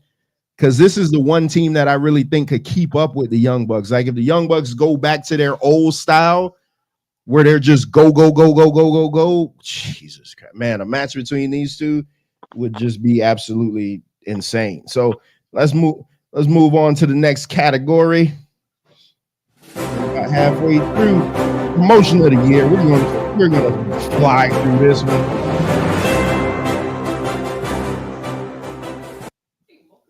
So this is a unanimous pick. The three of us honorable mention. none other than TNA Impact Wrestling. I mean, this was one of the very few, I think, if not the only thing that we agreed on unanimously was the promotion of the year. Just by default, to me, just by default, TNA just wins. AEW did nothing this year to even be in this category, and they won last year. So, I mean, big fall from grace. What you guys got on the honorable mention? Yeah, I mean, it's got to be TNA. TNA has revitalized themselves for what they want to do within the promotion. I think it's great. I came close, going back to the tag team of the year. I came close to naming ABC,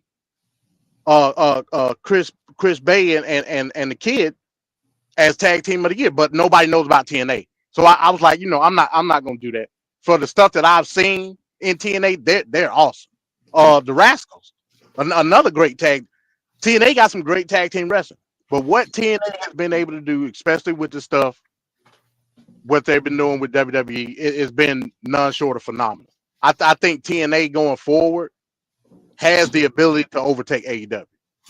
It's all about, and I'm not saying from a media perspective, of course not.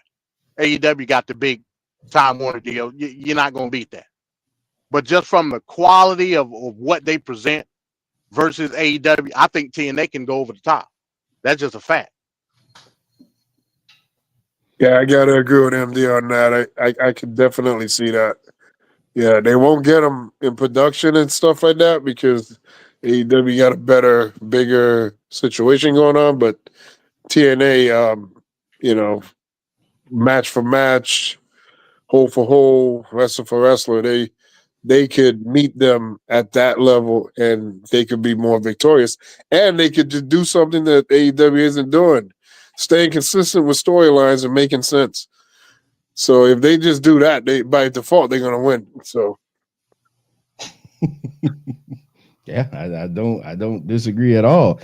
And I mean, worst kept secret, obviously the promotion of the year goes to the Giant. I mean, just made a debut on Netflix, WWE. I mean, just to me, WWE has their in-ring product been top this year? No, but what they've done, they made me care.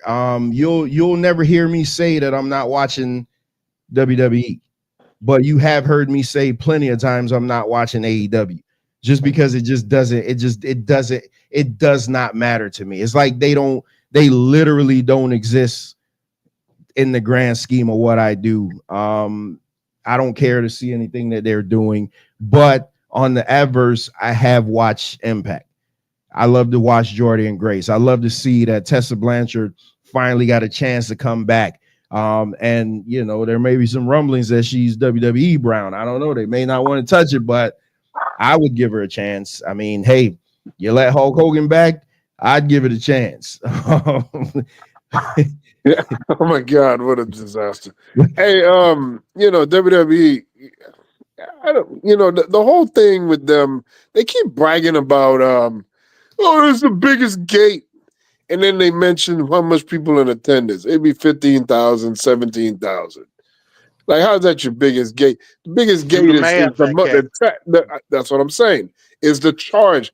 They've upped the price so goddamn high, and then they're bragging about it. Give yourselves a round of applause for paying the most money for stuff yesterday you didn't pay that much money for.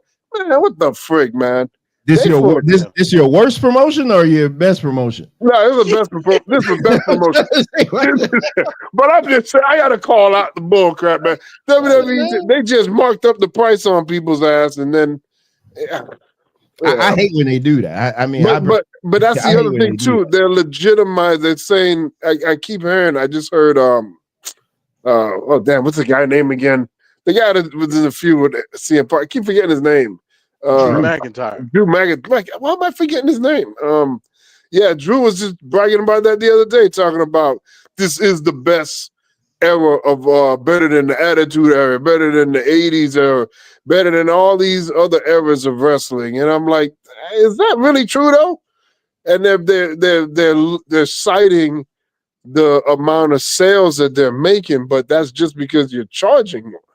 It's not necessarily that people are knocking on the doors. And as a matter of fact, on many events, the people don't have to buy it though. Yeah, that's fine and that. But those seats are not all sold out. Every show we see empty ass seats. Yeah, you're right. Let me say this real quick. I went on this over the weekend. I went because the go home show for the Royal Rumble will be in Atlanta. I wasn't planning on going anyway. I said, hey, let me go take a look. I pulled up the exact seats that I was in for Bad Blood. The ticket prices for Raw, the go home show, are more than what I paid for right now. Wow. Then Bad Blood, then the pay-per-view? Then the Bad Blood tickets. And you were in a suite for Bad Blood, right? I was in a suite, yeah. Wow. What they doing is what they did with eggs. They up in the damn fake inflation. They increasing it as a marketing tool. Then they're going up and up and up as time go by. They're just systematically just going up and up. Not because, oh man, this upcoming event is very hot and people want to see this. No, it had nothing to do with that. It could have been Dominic Mysterio in the main event. It's still going to go up because that's just the strategy. And as long as they could get away with it, they can make it look like it's way more successful than it is. So I don't like the disingenuousness of it. They're making you feel like as if what's going on right now is the best thing that has ever happened. It's just, they're just exploiting a money issue right now. And that's it. The product is not hotter. Do people have to pay for it though? Yeah. God, they got trouble in the book. People, after the pandemic, people want to see live stuff. They want to go out and watch stuff. That's just what they want to do. All sports are experiencing that right now. That was 4 years ago. Yes, and people are still coming out of the mentality of missing out on things, and they're saving up and they're flying more. I know firsthand. I see the amount of people coming through those airports, man. It's crazy. They're just going out doing things in general because people are like, a lot of people that we knew and loved died, and all this lockdown stuff, that's still on their mind, and they're still working their way into just changing the way they used to live, and now they're trying to live this way now. So that comes with the territory. They're just exploiting the situation. I don't know how it's going to last because they don't have the product to support it. It's not the greatest product. You're going to tell me that anybody in the ring today is better than Bret Hart or Macho Man or Dean Malenko or Eddie? But are you paying for the matches though, Van Cat? Or are you paying for the experience? Van Cat, what's the last wrestling show you went to? I'm saying, what's the last wrestling show you went to? The 90s. I've been to a few this year. Well, last year. What's the last wrestling show you've been to see the experience? It's not the same. They're not the same. But the experience is different. Again, but which I can understand those prices on the pay-per-view. I can understand it from an experience point of view, like with a Bad Blood. Bad Blood, we were there all day long. You know what I mean? The pop-up store, wrestlers walking around. It was a great experience. Paying that same price for like Monday Night Raw, I can understand what Van Cat talking about. But again, I mean, you talk about wrestling, which I don't like when they do it. When The Rock said about the gate and everything, I'm like, damn, why y'all keep doing that? That's stupid. But UFC does it every single pay-per-view. So if WWE, okay, so case in point, WWE just ran the Intuit building. God, that's a fantastic arena. UFC will be there. UFC will be there in 2 weeks. UFC is going to triple what they got. Same amount of people, just that UFC's tickets are so much more expensive. Well, you know what's going to happen when Dana White does his press conference? Bones is in the building. He'll tell you, Dana White, the first thing he's going to say is our gate was $50 million or something like that. It is what it is. You think those UFC guys are going to be like, oh man, why are you saying that? We don't want to pay all the, why are we paying 20 times more than what we were paying in the 90s? It is what it is what it is. Like you pay, you don't have to do it. Like I said, when we bought this house, the first thing I said is I'm going to build over here so that I don't have to go anywhere, so I could do the experience here. I love going to wrestling shows, but I rather watch it at home. Love going to football, but I rather watch it at home because I don't want to deal with. I don't like people. I don't want to deal with people. But you don't have to go and pay those ridiculous amounts. Hell, we was at the wrestling show the other day. My daughter bought a Jey Uso shirt. How much did that shirt cost? It had to be a cool 40. It was probably about $30-$40 for a kid's $36 for a kid's shirt. And the line was all the way down the corridor. Yeah. They can do it. It's not probably not right, but they could do it. And everybody's doing it because I looked at some AEW ticket prices. They're comparable to what I pay to go to WWE shows. And you would think that they try to give you a discount. MD was at a AEW show a few months ago, and what he told me he paid was like $100 more than what I paid for a WWE show. So I'm telling you, it's entertainment in general is ridiculous, man. There's a concert coming here in February. I'm like, oh man, let me go ahead and get these tickets. Those tickets was $1,500. I was just at a concert in that same building, sitting in the same exact spot, and those tickets probably was $200. I mean, I don't understand why people are paying for a concert. Sometimes these bastards come late. Everybody's doing it. I don't know. Well, we'll see how that works. Remember, again, we just had an election. People said they couldn't pay eggs, they couldn't get bacon, but for some reason they could do this. Hey, MasterCard go a long way. my daughter said, y'all still doing the award show? We always do this. We always do this. Act like you know. So let's get into the next. The next category is best.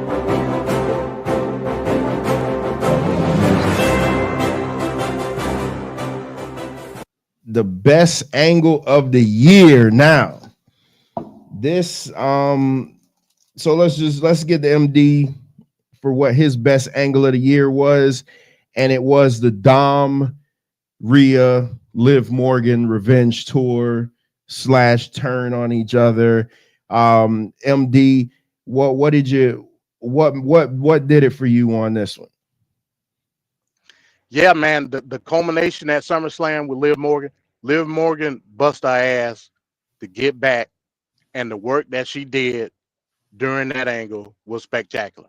I think Liv Morgan, if we did like a comeback rest of the year, Liv Morgan would get my bid on that. The work that she's done. Say what you want about her in-ring ability. That's cool. But at the end of the day, this is the sport that we call professional wrestling. The work that she put in within that time period, the heel turn that she made was spectacular in my opinion.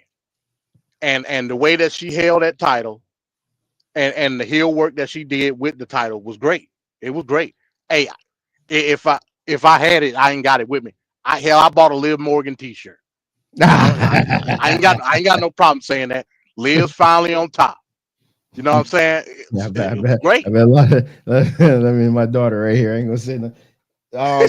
Hey, MD, I did a 5-count Monday, and when Rhea won the belt from Liv, I spent half the time talking about how great Liv was. So I 100% agree with you. Yeah. Liv Morgan. Now, go ahead. My bad. No, Liv Morgan's transformation from the chick on NXT that used to wear the suspenders to being with Big Cass and Enzo.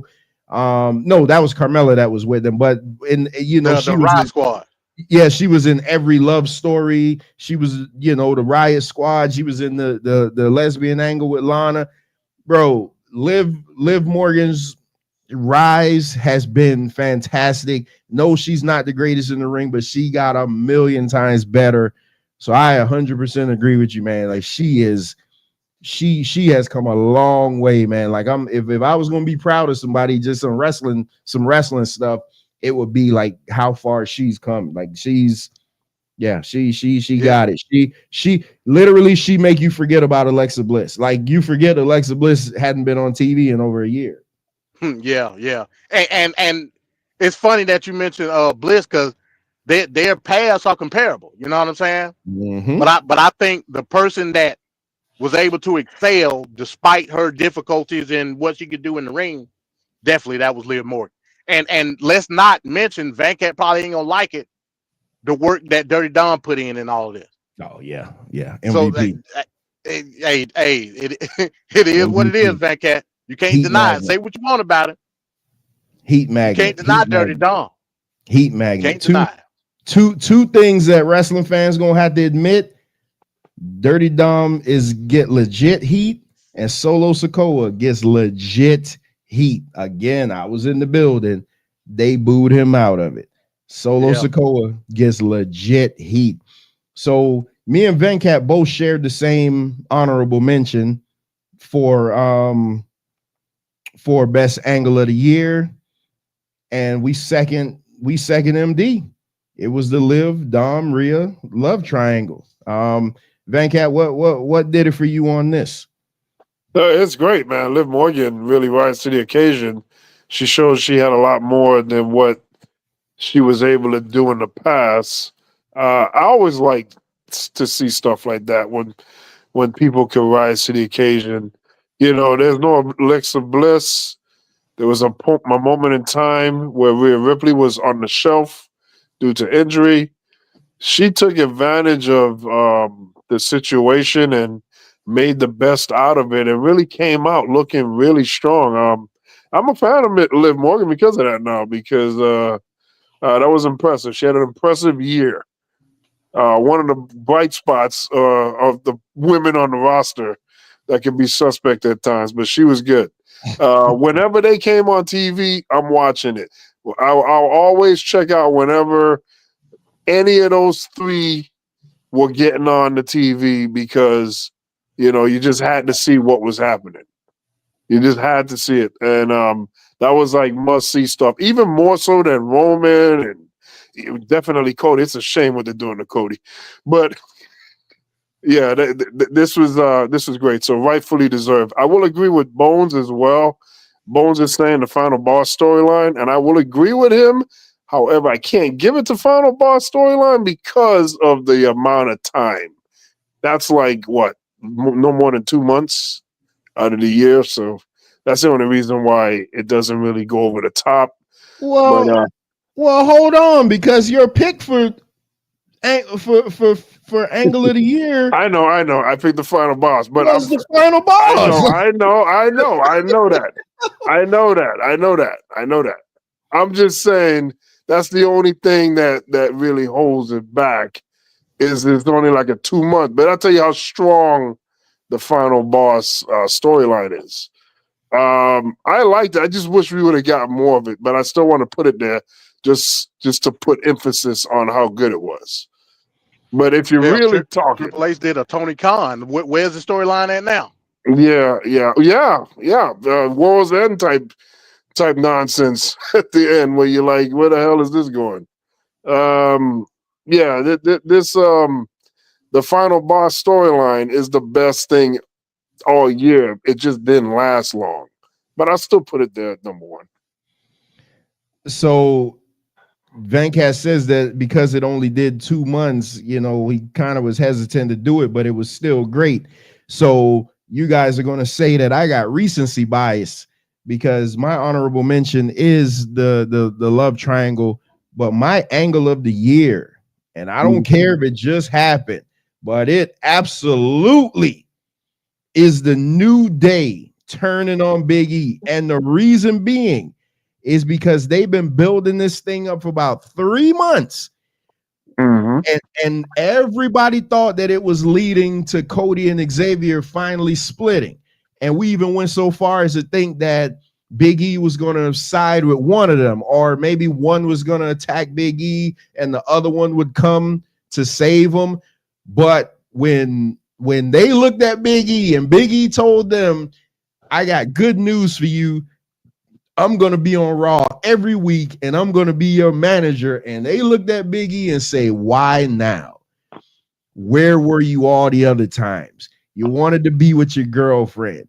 The whole time, I'm like, oh my God, they got us. Venkat, no, because right after it happened, I had the spark of a live stream because it was so great when it happened. Like, there's certain things in wrestling, and I love the final boss stuff. That and I don't know if y'all saw the video I sent you today of The Rock at NXT. He said something at the end of that just got me pumping my brakes, but because I was about to feel one way, but after what he said, I'm like, okay, I'll wait and see how it plays out. But nevertheless, something doesn't need to happen over a year to be good. Something could strike hot, in a few months and it still be great.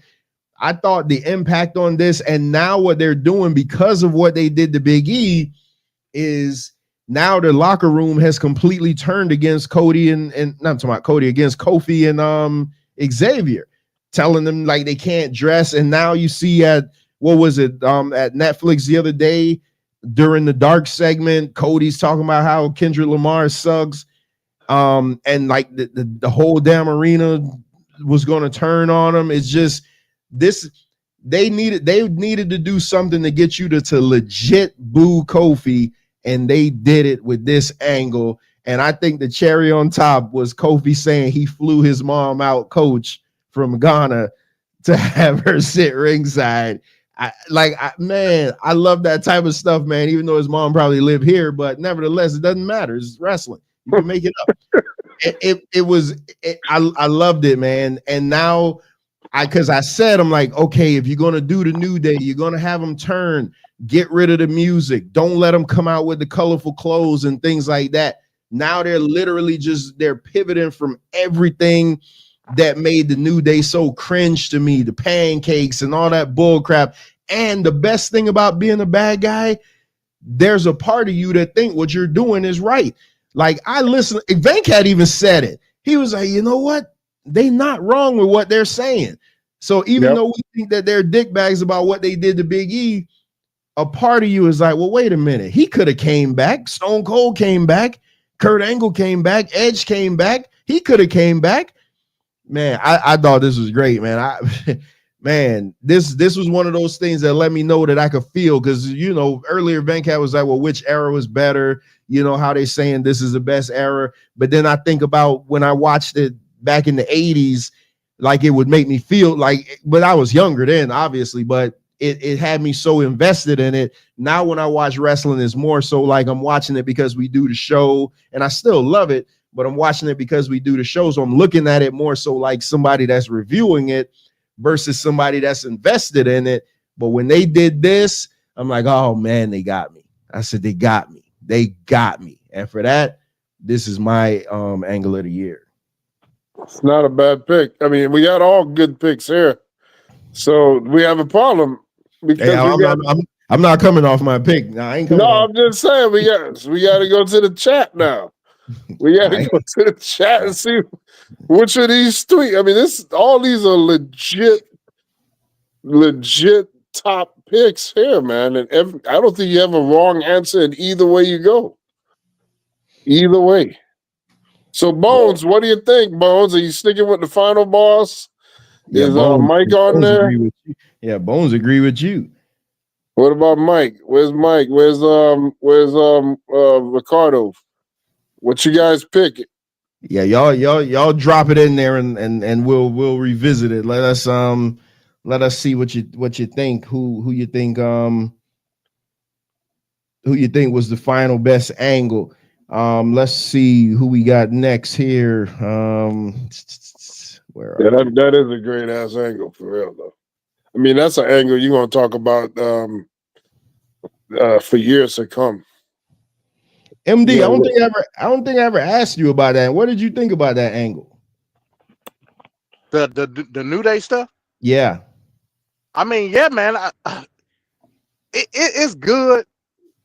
Me personally, I'm gonna have to see more of how they go through the process of what Kofi and especially Xavier Woods, like what they're gonna do in their heel work. To me, Xavier Woods, he's such a square where I don't know. It's hard for me to believe that he can pull it off. I think Kofi can do it, but the ultimate thing, and Xavier Woods might be the facilitator of the heel turn. I mean, basically he is because he's the one started it. But it's going to be interesting to see the maturation process of what Xavier Woods do, because if he can pull it off, I'm giving Xavier Woods all the credit. He just, like I said, he's just such a square. Like I'm like, yeah. I look at Big E like that too. So let me ask you this. Yeah, Big E is a square. I would take him a square of the group. What the hell? Do you think it's a possibility? Even if it's an inkling. He's gonna be number 20 in the Rumble. That's my pick. Okay, that's all I wanted to know. He's gonna be number 20 in the Rumble. How else you gonna pay it all? You got, man, WWE won't, they don't do this to you if they don't have a plan that because this was my thing, that he was gonna be in the Rumble, like it was going Kofi and Xavier was gonna be in there. Then all of a sudden you hear Big E come out. Or I was going to say that Big E was going to have somebody as his proxy, and it was going to be Obafemi, but Obafemi won the NXT title last night, so like that may not be happening for a while. But I think he's coming back, because they wouldn't lay into they don't normally lay into the neck. Oh, Stone Cold came back, Edge came back. They won't do that. Because what that's saying is you didn't have surgery. These guys had surgery and they still come back. They won't let you minimize a person like that if there's no chance for them to come back. At least they don't normally do that. Well, Bones broke the tie. He agreed with Venkat, but they don't normally do that. So yeah. I think it's a possibility he's coming to the Rumble. I think it's a possibility John Cena gonna be out there in the Rumble. Oh yeah, he said it on Raw. He declared already. He's gonna break Santino's record and Warlord's record. Oh, that would be great. Oh God, that would be so great. Because he shouldn't win it. No, he shouldn't win it. Yeah, and he talked about his losing streak, like how many days. That's crazy too. He should not win that Rumble though. Oh man, that would be the greatest thing ever if he get eliminated faster than Santino. I don't think he could do it though, like get over the rope fast enough. Yeah. Because you gotta have timing to time that perfectly. I don't think he'll do it, but my God, would that be the greatest thing? Oh man. Oh, now I want that to happen. Now that's all I'm gonna be thinking about now. Oh man, but I think Big E, man, I don't know how to feel about that, because it go back to the Tua thing. I wanted Tua to retire, because I'm thinking like, all right, man, you have all these concussions, but if the doctors clear him, who am I to tell him he can't do it? I would rather not see Big E in the ring, but I don't know the extent of his neck injury. I know what I saw, but I don't know the extent of it. Medical science now, man, I feel like they could have fixed Christopher Reeves now if he was still around. Like the way medical science is, you don't know what you're doing. Did you see the documentary? I saw something on Christopher Reeves. I haven't seen anything recent. For some reason, if you got Max, there's a new 2-hour documentary. It's called Super/Man, the Christopher Reeves story. It's great. It's great. You got to see it. Yeah, I was just watching something on him on YouTube. But yeah, you don't know. You don't know what they do. You know what the medical science has. I'd be curious though if WWE would do that. But look at Big E. Big E hasn't lost any body mass.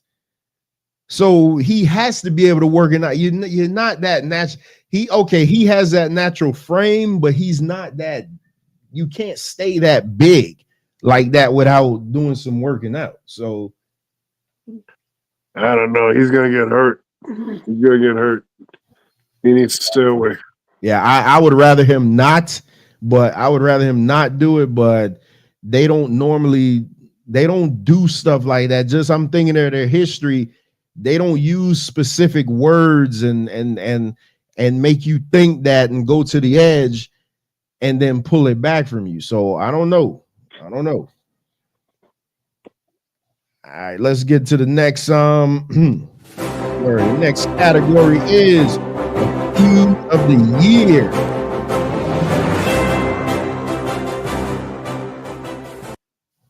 I think this one was another unanimous one. So MD's honorable mention is, man, Rhea and Liv, man. We've been seeing them a lot tonight. Oh yeah, well deserved.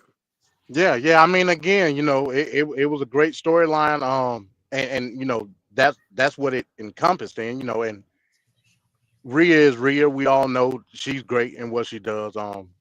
But I think Liv was actually the one that carried the storyline. You know what I mean? So, and again, that goes back to what I said earlier. You know, what Liv was able to do when she came back from injury was nothing short of spectacular. We all love Rhea. We like looking at her and the stuff that she can do. But I think as far as like on the mic and saturating what the storyline was supposed to be, Liv carried that. So, and you know, it was great. And of course, you know, Dirty Dom, you gotta put him in there. So yeah, that's my honorable. Hey, it is what it is, Van Cat. Honorable mention. Liv Morgan. Real I made a mistake. I changed the order here, and y'all didn't even catch it. That's Venkat's picture on the side. This was Venkat's honorable mention. Yeah, was Rhea versus Liv. Oh man, MD just talked up a feud that he didn't even pick. Hey, it is what it is. Wait a minute. I agree with. I don't even think I made an honorable mention for. Yeah, for that's this. what I'm saying. He probably picked them. He probably picked them. No, I didn't pick them. No, he got honorable mention. Oh, okay. I do? Oh man, like I said, I got to go back to. Let me see if I can go to the list. No, oh man. So, yeah, I ain't got the honorable mentions in my list. That's why. Did I mess the order up, man? Yeah, this is Venkat. This was Venkat's pick. Venkat, this is on you. Oh man. So everything MD said, I second. So there you go. Oh man, how did I mess that one up, man? Oh man. You know what it was? I know what it was. Let me see.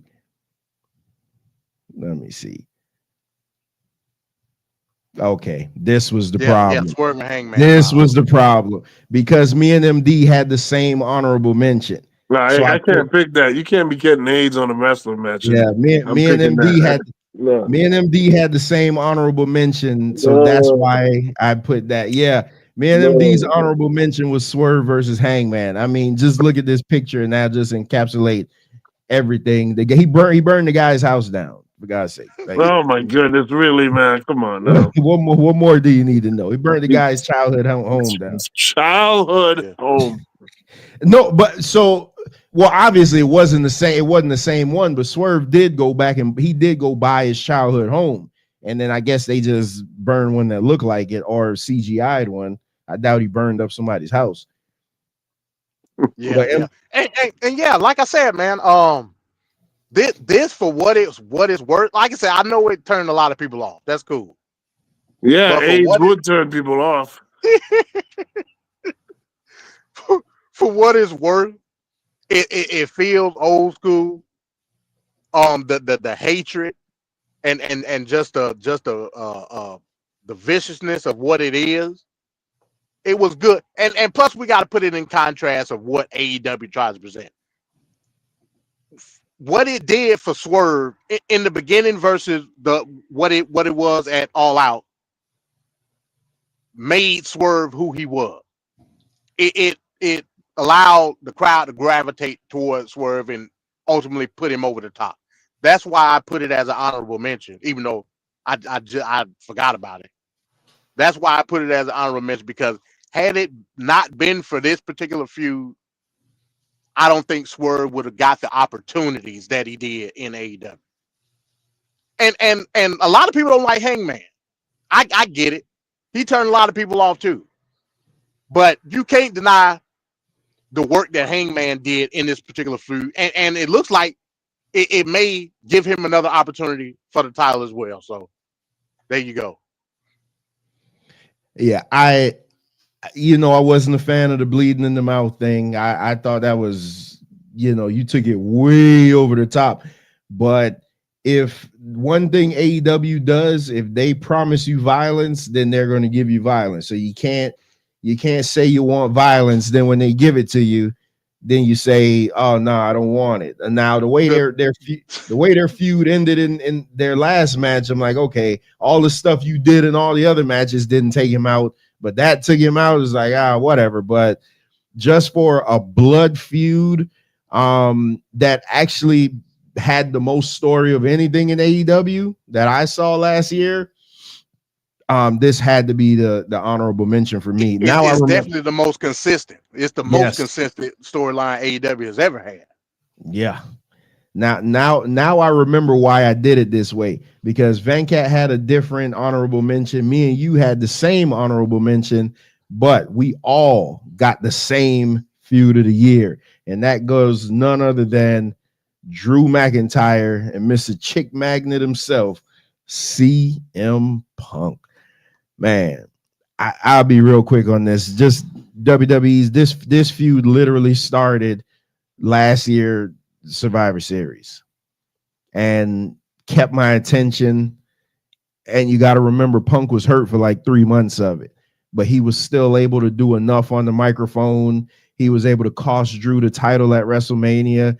Drew beating his ass at SmackDown, and then they had the rolling doors come up, and you just see the pan up shot. Drew picks him up and walks him down the ring on his shoulders. Then they showed us that these feuds don't need titles. You could take an inanimate 50-cent object. As crazy, the two biggest feuds in the company were over items that probably don't total more than $10.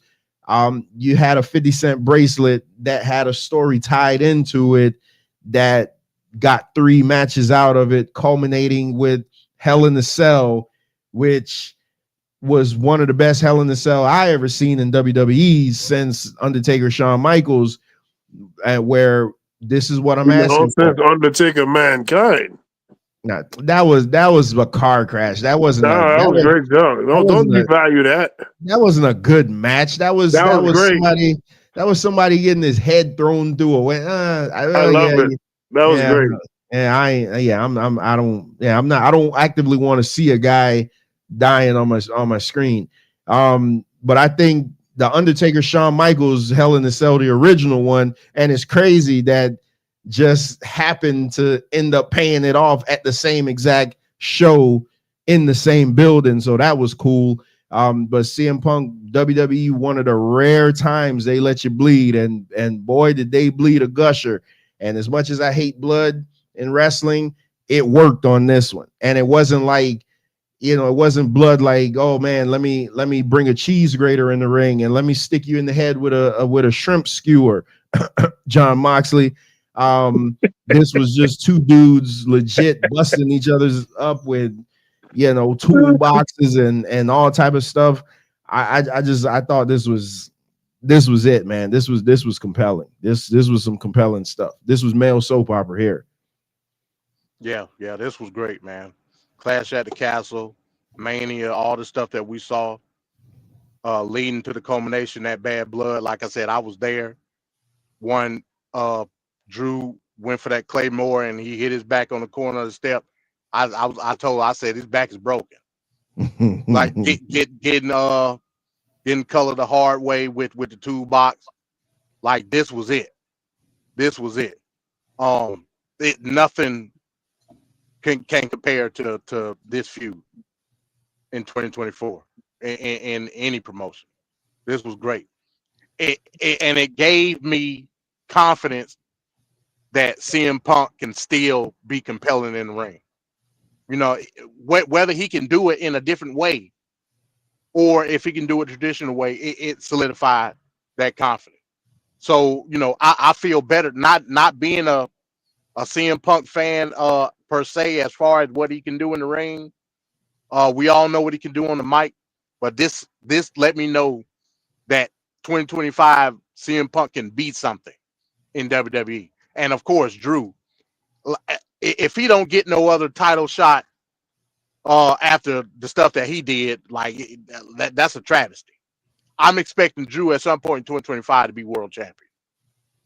Whether that's the WWE championship or the world championship is a different story. It looks like it may be the WWE championship, but Yeah, we'll see. He's going to SmackDown. Yeah, so we'll see how that goes. But bravo to both of them. Hey, y'all know my one complaint in this match, right?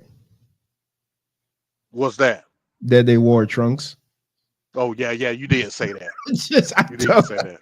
Man, I mean, if they would have came down to the ring in jeans or something, man. All right, that's just my nitpick, man. But Venkat, what you got on this one? Oh, I agree with everything you guys say. I don't want to really tie this one up. All three of us got the same pick for virtually the same reason. CM Punk looks real good with this. His wrestling and whatnot is good, and he benefits from having a match like this. It helps brings up Drew's stock. It just worked out great for everybody, the company, everybody, and you have to have respect for both of them. Still doesn't change my views on CM Punk, that's for sure. But yeah, no, it's good. It's good. I like to see this, especially for Drew, because he got screwed over. Drew has a real plight in WWE, and it needs to be addressed at some point, and he has to have his actual moment of victory, I think. But because he got screwed over, so we'll see. But this was great stuff. You wish WWE could do more of this, not necessarily the blood and all that other stuff, but yeah, just the intensity and the focus and the consistency. I gotta appreciate that. I'm telling you, the two-man power trip is coming. I'm telling you. CM Punk, Seth Rollins and Drew. I'm telling you, it's coming. So yeah, this is unanimous though. This is I was shocked when I saw this. I'm like, damn. So we hit two of them that was unanimous together. So let's get on to the next category. Mike says Trevor is to Moxley like Venkat is the female wrestlers. Yeah, Moxley sucks, man. Whatever. All right, let's get to the next category. And our next category is the best pay-per-view of the year. Now, ironically, we all agreed on this one. Our honorable mentions were the same. We all agreed on this one. I was shocked, but as a whole, we all picked WrestleMania 40 as the pay-per-view of the year for the honorable mention. So, it was two nights. I know Venkat was like, what? You like night one? Oh, no, you like night 2 over 1? No, you like night 1 over. Yeah, I got to hear you like night 1 over 2. But I just real quick, WrestleMania 40. Y'all know how I felt about the main event. I actually just watched it again last weekend. Still loved it the same. The night 1 main event with the final boss and Roman Reigns against Cody and Seth, that got good at the end. I wish they would have started that off like hot. Just like fire. Drew McIntyre and Damian Priest had a fantastic match. Then you add in the cash in, with not Drew McIntyre and Seth Rollins had a fantastic match. Then you add the cash in caused by Punk, with Damian Priest finally getting his shot to be champion. Yeah, Rhea Ripley beating Becky Lynch. Nobody saw that one because everybody thought Becky was going to retain that. The ladder match that Awesome Truth finally won the title. I think that was Awesome Truth. I think that was R-Truth's first win on a pay-per-view or some craziness like that, they said. So that was a wholesome moment. Io Sky versus Bayley. I thought that was great. That was to me, that was like the best women's match on the whole show. I just thought that card gave you enough spread out between two nights that it was really good. Gunther versus Sami Zayn, the story in that, just that's what I live for. Like, you could do your 150,000 moves, man, but keep me invested. Give me a story in a match. and that's what I'm here for. Unfortunately, we did have Jimmy versus Jay on the same card, but you can't have a perfect card, throughout. But I thought, obviously we all agreed on it that it was honorable mention. So what do you guys have on this one? Yeah, I mean, you covered everything. I mean, that's you could really say it is the best event if you add the other night. But yeah, WrestleMania is probably the best.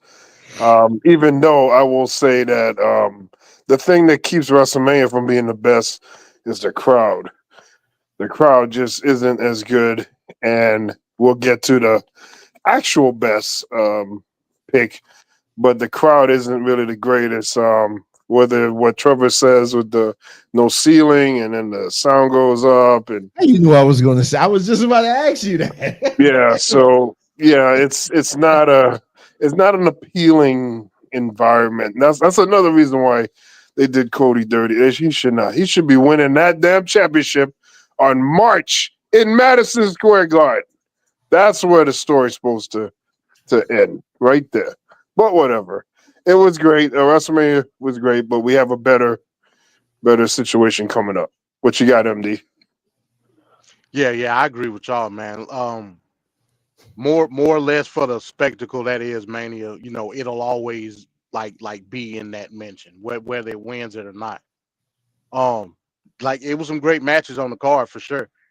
The way that they do, and I don't know if it's going to be an ongoing thing that WWE does, but the way that they did the final ball storyline and Roman and Cody night 1 and night 2, that's what set it off for me as an honorable mention. But at the same time, I can't give something like WrestleMania the top spot because of all the fluff matches. I mean, we're talking about Dirty Dom and Santos, and stuff like that. If they can find a way, and it won't ever happen. If they can have a complete WrestleMania card with nothing but great matches, like I said, 2 nights, that's not gonna happen. They got to put fluff in. So from that reason alone, I can't give it the top spot. I just can't do it. You know what I thought was a perfect card, MD, like WrestleMania 30. WrestleMania. Well, until when Brock Lesnar won, it kind of deflated the crowd. I felt bad for Daniel Bryan, but that was shaping up. That card had 8 matches on it, probably 7 or 8, and everything was just good, just match. They had no celebrity interaction, nothing. They just were go. You had Hogan, Rock, and Austin open the card, and it was.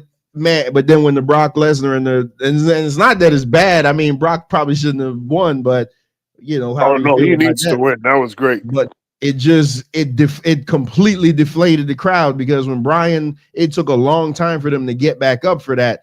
But I think WrestleMania suffers for being so long. Like I honestly, I don't think no wrestling show should be 4.5 hours. I don't care what you say. And then you talk about doing that for 2 nights.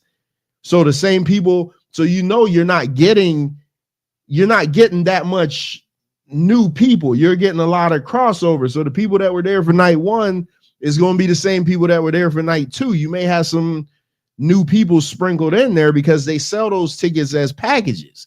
So yeah, you can't, man. So you're talking about having somebody like literally watching 9 hours of wrestling plus all the other shit, plus the time that it takes you to get in the building. It's listen, man, the house show we was at literally took us about 30 minutes to get in the building, and that was just at a house show. So and that was at where the Heat plays. So can you imagine being somewhere in a friggin' football stadium and you got all these people and traffic and but it's a different crowd though. We talking about an international crowd. Yeah, that international crowd sucks, man. So they don't give a damn. They they in it to win it.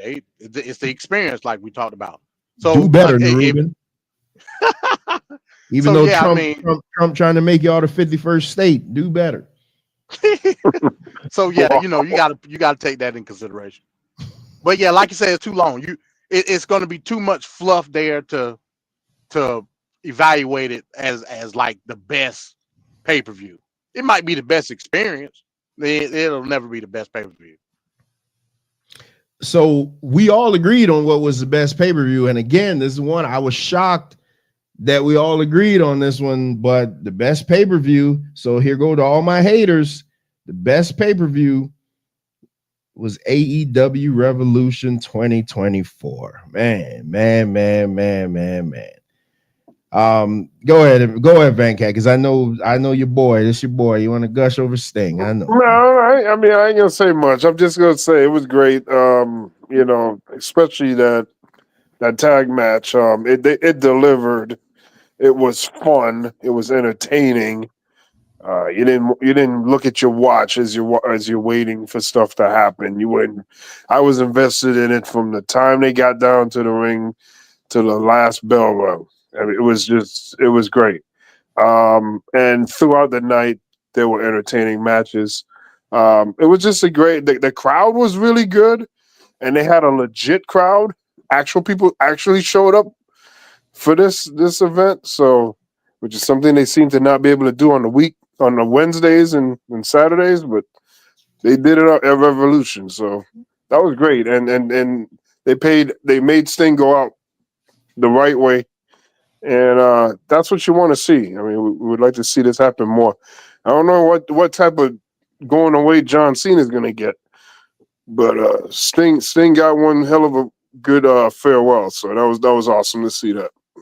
Because usually, in this society, we tend to shun people for being older and being around a long time, which is ridiculous. But that's America.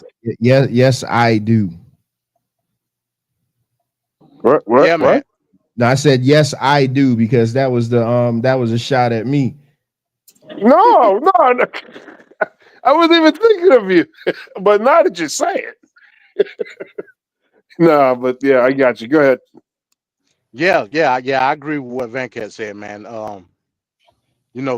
Sting's send off, Greensboro Coliseum.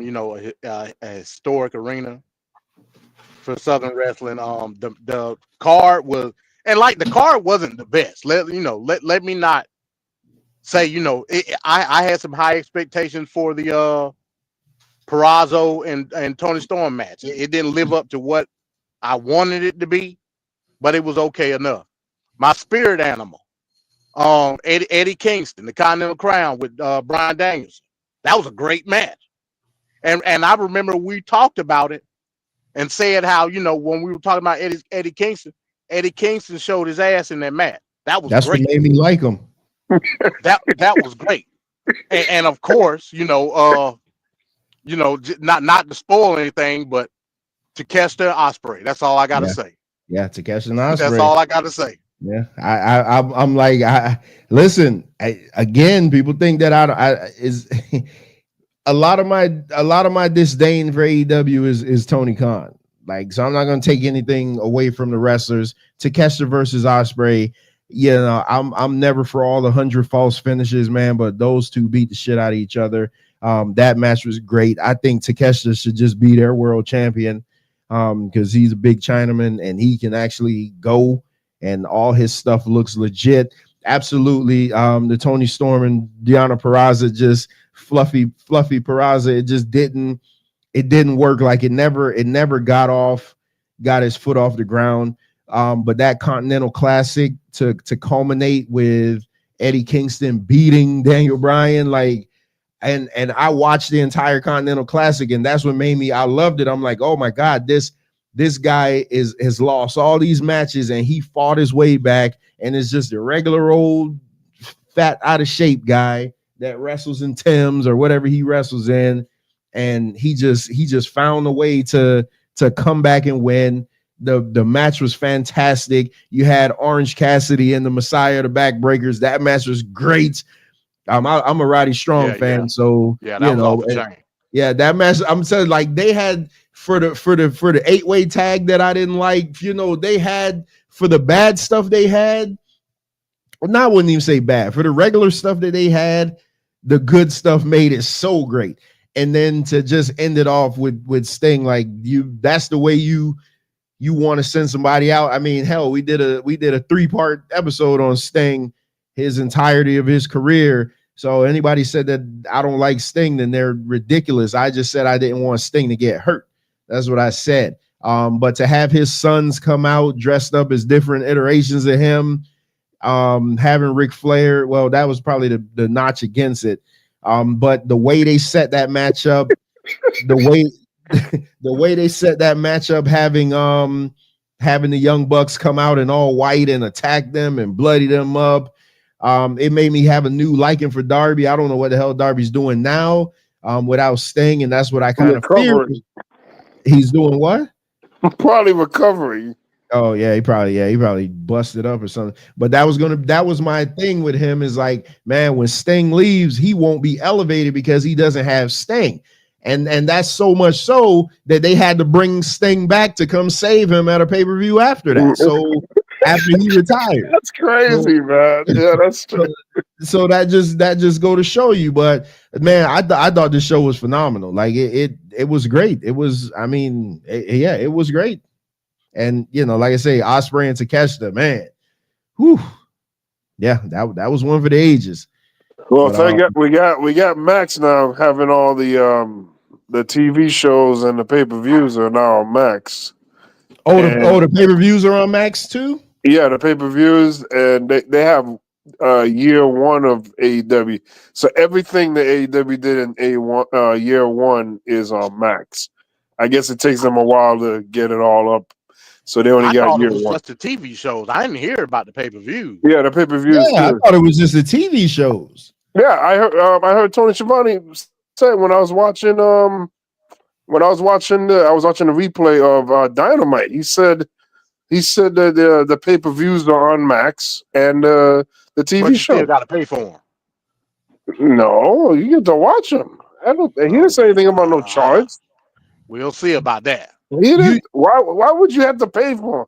Well, just like you got to do the UFC, you got to buy ESPN Plus, and then this ain't no UFC, man. Then pay for their pay. But you know what's funny? I didn't realize that Netflix is getting everything. They're taking all the stuff off of Peacock and porting it over to Netflix. I didn't know Not that. right now.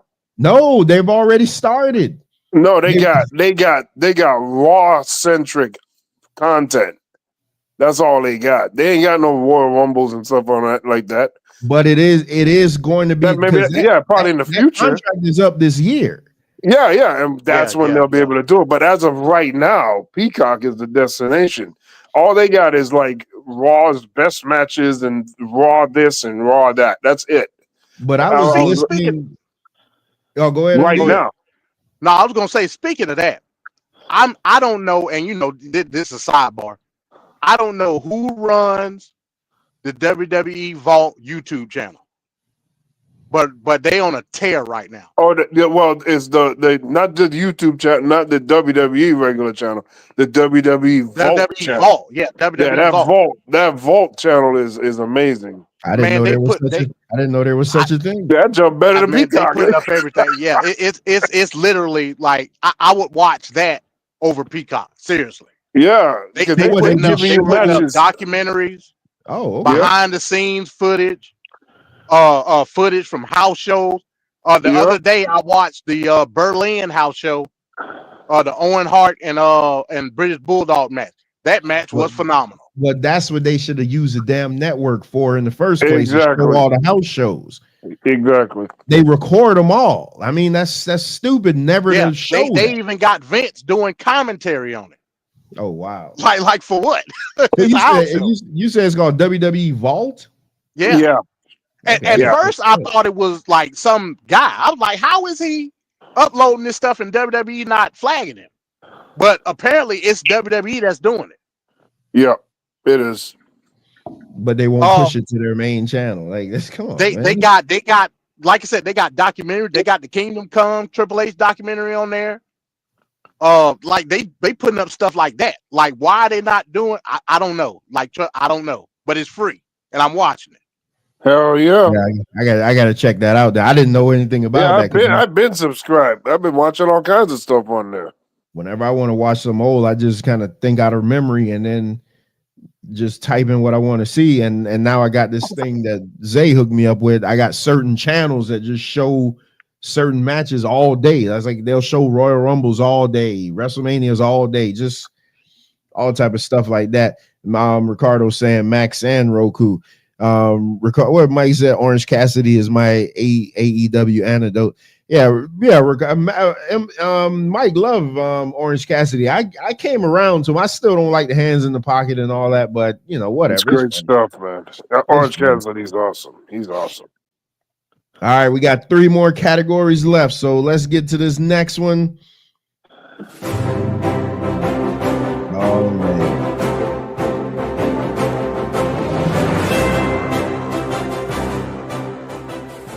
Best match of the year, and we're going to start off with MD. Let's see. Let's get to MD's honorable mention. This one shocked me. Let's get to MD's honorable mention. Oh boy. Oh, come on, MD, man. Come on, MD. And it is Cody Rhodes versus Roman Reigns. Man. Hey, MD, I watched this. I'm telling you, I watched this match last week. I went back and I watched it. Man, I love this thing. MD, what made you pick this one? Finish the story, man. It is what it is. What after everything that Cody did to get up to that point, plus night one to this, like it was great. Like I said, some people aren't a fan of the theatrics and the run-ins and all. Cool, but as a wrestling fan, just a fan, you're sitting down, you're watching, you're in the arena, whatever. You had to love the moment. It is what it is. It's a shame what they do to that boy Cody. Hey man, Cody's that guy, and this is the reason why. I always say, if people to this day still ask me why I watch wrestling, and I always show them Over the Edge 1998 Stone Cold versus Dude Love. I say that's why. I said watch that match.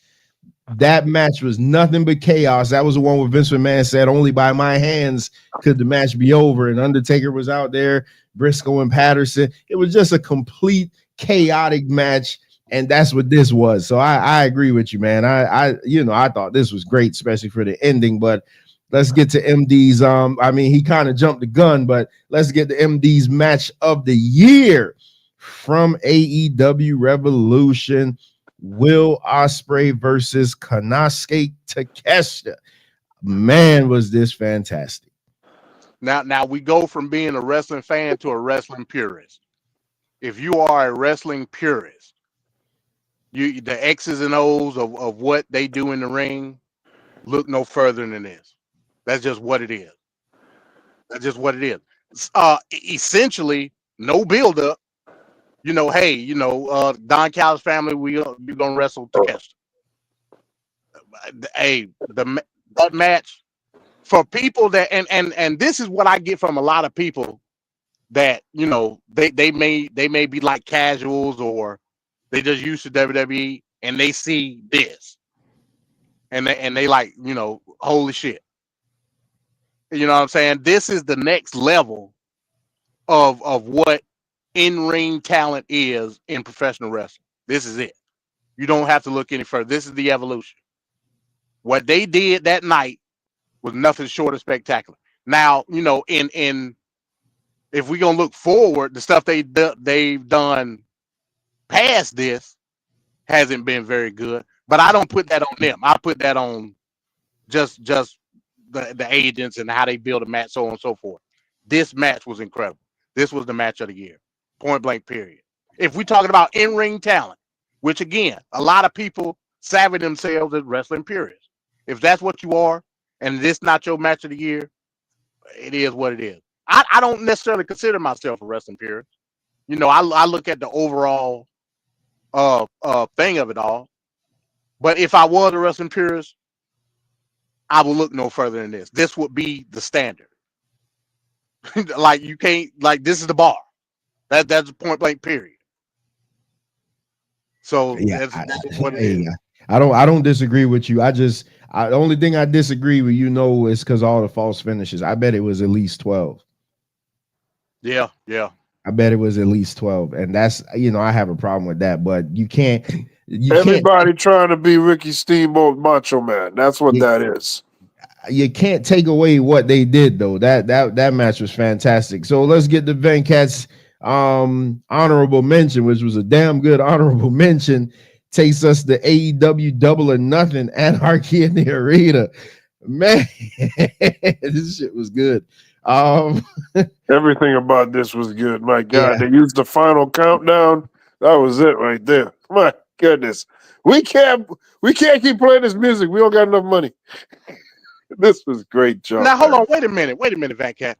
You got an issue with all the stuff that was going on in the Cody Roman match, but you ain't got no issue if it's embedded in the match like Anarchy in the because Ring. he doesn't like Cody. You don't know the gimmick yet. Stop it, man! You in this crusade you don't know the against gimmick yet. He don't stop like it. Cody. That match, this match was meant for the. It literally is in the title, Anarchy in the Arena. It was amazing. I can't say enough good things about it. It was great. That Cody match was just some old bull. That was over. Oh God, it's a damn shame what they do to that boy Cody. I mean, he got this lackluster run going on, but whatever. Anarchy in the Arena. It's great stuff. I mean, they did set a dude up on fire in this match. I mean, damn real.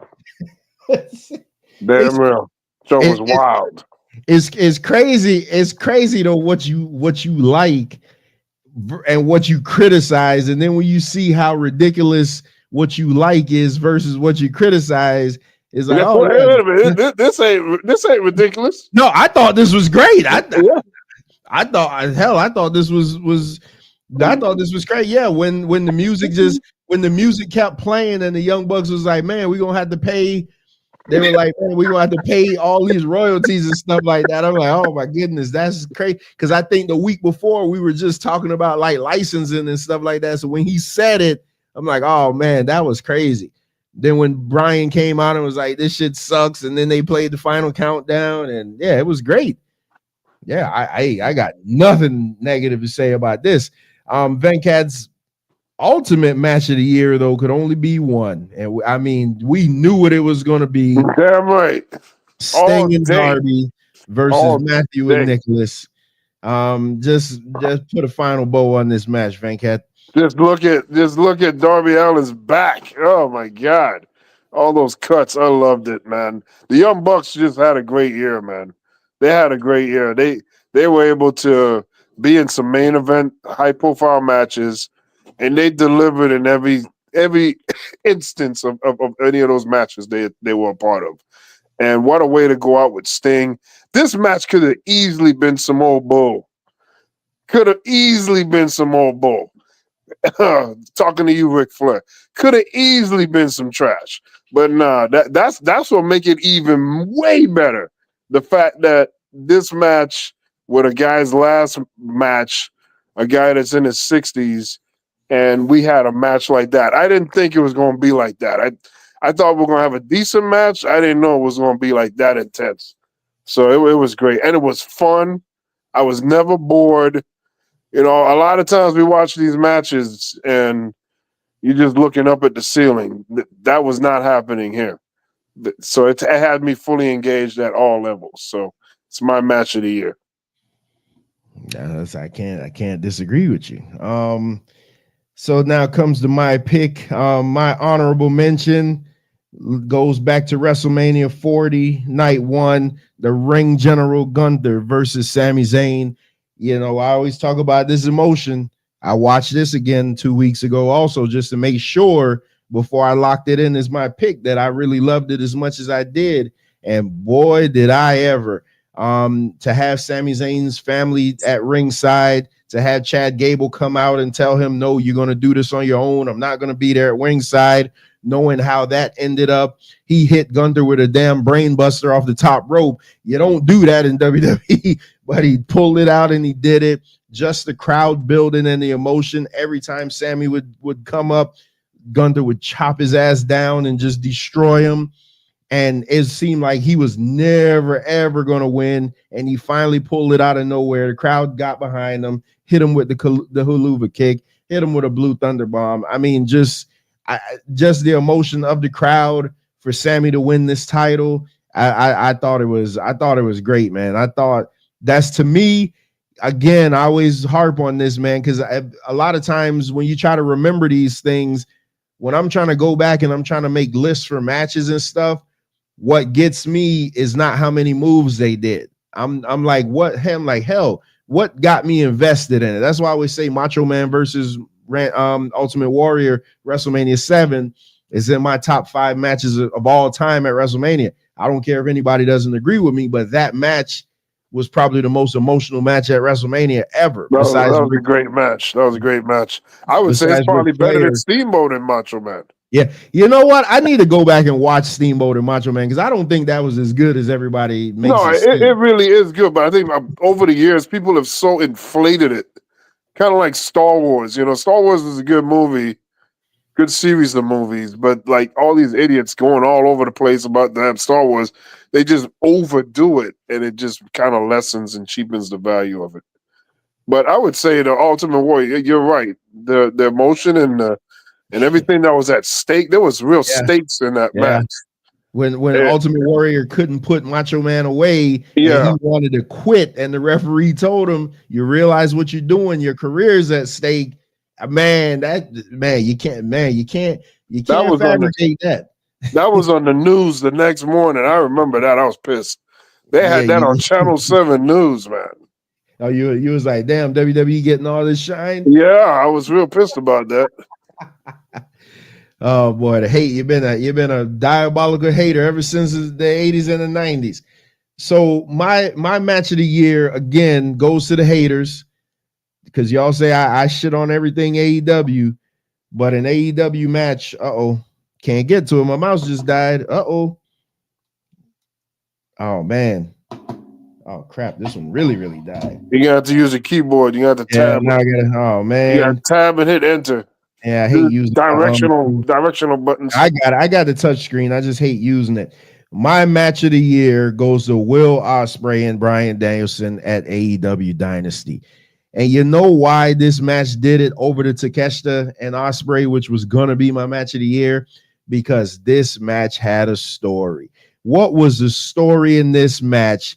If Ospreay hits him with the Tiger Driver, he would break his neck and end his career. So through the whole match, Ospreay was like at odds, like, oh my God, I can't put him away, but I gotta do this. The only way I could beat him, I have to do this. It had stakes and emotion in a match. It made me sit there. What just wasn't move. They did a lot of moves. They did a lot of no selling, and they did a lot of false finishes, but it came back to what gets you into wrestling, the emotion of the whole thing. And I thought this match was phenomenal. Like, I mean, you got Don Callis in Ospreay's corner telling him, just don't be stupid, just go ahead and do it. That's the only way you're gonna beat him. Just go ahead and do it. Go ahead and do it. Just tremendous, man. I would have picked the Takeshita Ospreay, but to me, the emotional attachment in this one was just that much better. So my match of the year goes to Will Ospreay and the way Bryan Danielson sold it. Yeah, the way he sold it. Thought he was dead. I thought he was legit hurt. Yeah, bro. It don't take much in a wrestling match to get you invested. Slow. Jim Cornette always tell you, slow down, stop going at 100 miles an hour, slow down, feel the crowd, and just work the match. Paul Heyman said I could give Mark Henry a headlock and he'll get it over. Just slow down, make it make sense, make it matter. And boy, did this one matter. Like this was great, man, because you got Danielson and you got Ospreay, and you're like, well, they're not going to beat Ospreay because he's a new gun and you don't know what he's going to do. But the only way he could beat him is if he hits him with the Tiger Driver. And it's fantastic. Yeah. And it bled into the storyline with MJF because he didn't want to hit it again. Yeah. It bled into it. So yeah, I can concur with that. Yeah. I don't think it was a better match than the Takeshita match, but I get where you're going. See, Mike gets it though. Wrestling is definitely men's soap opera. Listening to Trevor talk about the match is so dope. That's why you watch good movies. You want to get lost into it where you know it's not real. Nobody kidding themselves. We know this is not real. But if I watch a Dolphin game and the Dolphins lose, then I'm gonna get pissed off because I'm gonna be like, damn, bro, y'all dumbasses should have did this, and this, and you lost. But if I watch a wrestling match where they put this match together and they're like, what are we gonna do to grab the fans' emotion? And you come up with this, you got me. You got me. And now that I know I can watch it on Max, I'll just go back and watch it now. It was fantastic. It was fantastic. I mean, now the follow-up is all that matters though, but now they got Ricochet stabbing people with scissors, but go figure. But yeah, I keep forgetting my mouse. So let's get to the next. We got 2 categories left. I hate using the touchscreen part, man. Never was a fan of this. Oh man, the female wrestler of the year.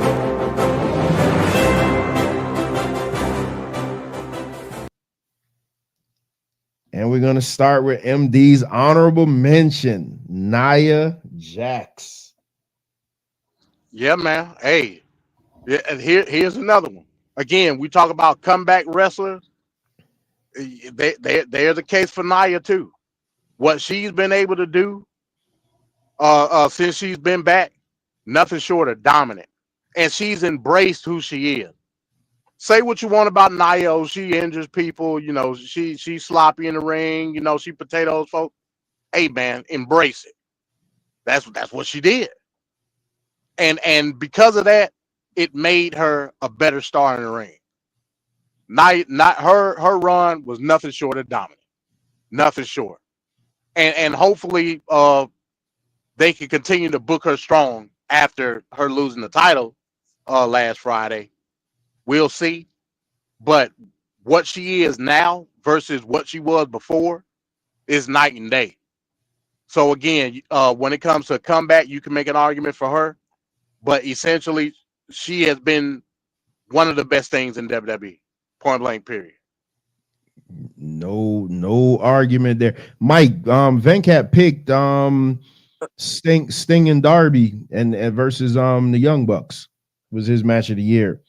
So yeah, but what is the overall match of the year? Oh, we didn't vote for that. No, but man, we didn't. Huh? Y'all decided in the chat, man. You're not making me give up my pick, man. That's what you're trying to do. No, I'm not trying to make you give up your pick. I'm just okay. So your pick again was what, Trevor? My pick was Danielson and Ospreay, and then MD was Ospreay and Takeshita. And my pick was the Young Bucks and Sting and them. So Mike and Bones, I don't know if Ricardo's still around, but what do you guys say? What's the match of the year? So while we figure that out, let's get to MD's women's wrestler of the year. I mean, this should be no surprise, but to y'all it is. Oh, the one and only timeless Toni Storm. MD, say something good about her besides the backside. The character that she materialized and what she became. First of all, nobody knew. I don't believe anybody knew that she was even capable of doing that type of character. All we seen was the eye black on one of the eyes and the cap backwards. And I didn't know nothing about. All I know was she's a good wrestler, great wrestler, and she comes out and throws up the rock hands and all. That's all we knew. She was basically a generic character, great in the ring, generic character. Once she got with the whole stuff with Paige and nobody gave a damn. You know what I'm saying? What she was able to get out of that, just out of the blue, the character development, nothing short of phenomenal. Nobody knew that Toni Storm could do the stuff that she just did. Nobody. And she pulled it off flawlessly. Do I wish they would have did more like with the Luther character and all and this, that? Yeah, I do. But her best women's wrestler in the world. Overall. Character, in-ring, everything. And of course the ass. But hey, Trevor said don't say nothing about that. but even with that, she took something out of that because she knew people were looking at her ass. Even out of that, she took something out of it and made it great. Like I said, probably the best woman's character in wrestling ever. Timeless Toni Storm. Now, again, I don't know where they're going to take it. Now she done went back and it's like she got amnesia and all of a sudden she regular Toni Storm again. And I don't know where they're going with that. But again, don't blame Toni Storm, blame Tony Khan. Wrong Tony. So, but as far as that character, Timeless Toni Storm, by far, in my opinion, the greatest women's wrestler of all time, Timeless Toni Storm. Bones broke he broke the vote, so he says Ospreay Takeshita. There it is. So we go to Venkat now. Venkat's honorable mention for Women's Wrestler of the Year. Hey, Timeless Toni Storm. Venkat. Yeah, everything that MD said, I will second. And Toni Storm is just amazing. Probably the most compelling character or person in AEW, I think. I like Toni Storm, man. She's just her facial expressions, her mannerisms. This everything. Yes. Everything. Oh no, everything about her is just great, man. So you can't. I just love to see it. You know, I hope bigger things are coming her way. I'm optimistic, but cautious. Man, could you imagine that character in WWE right now?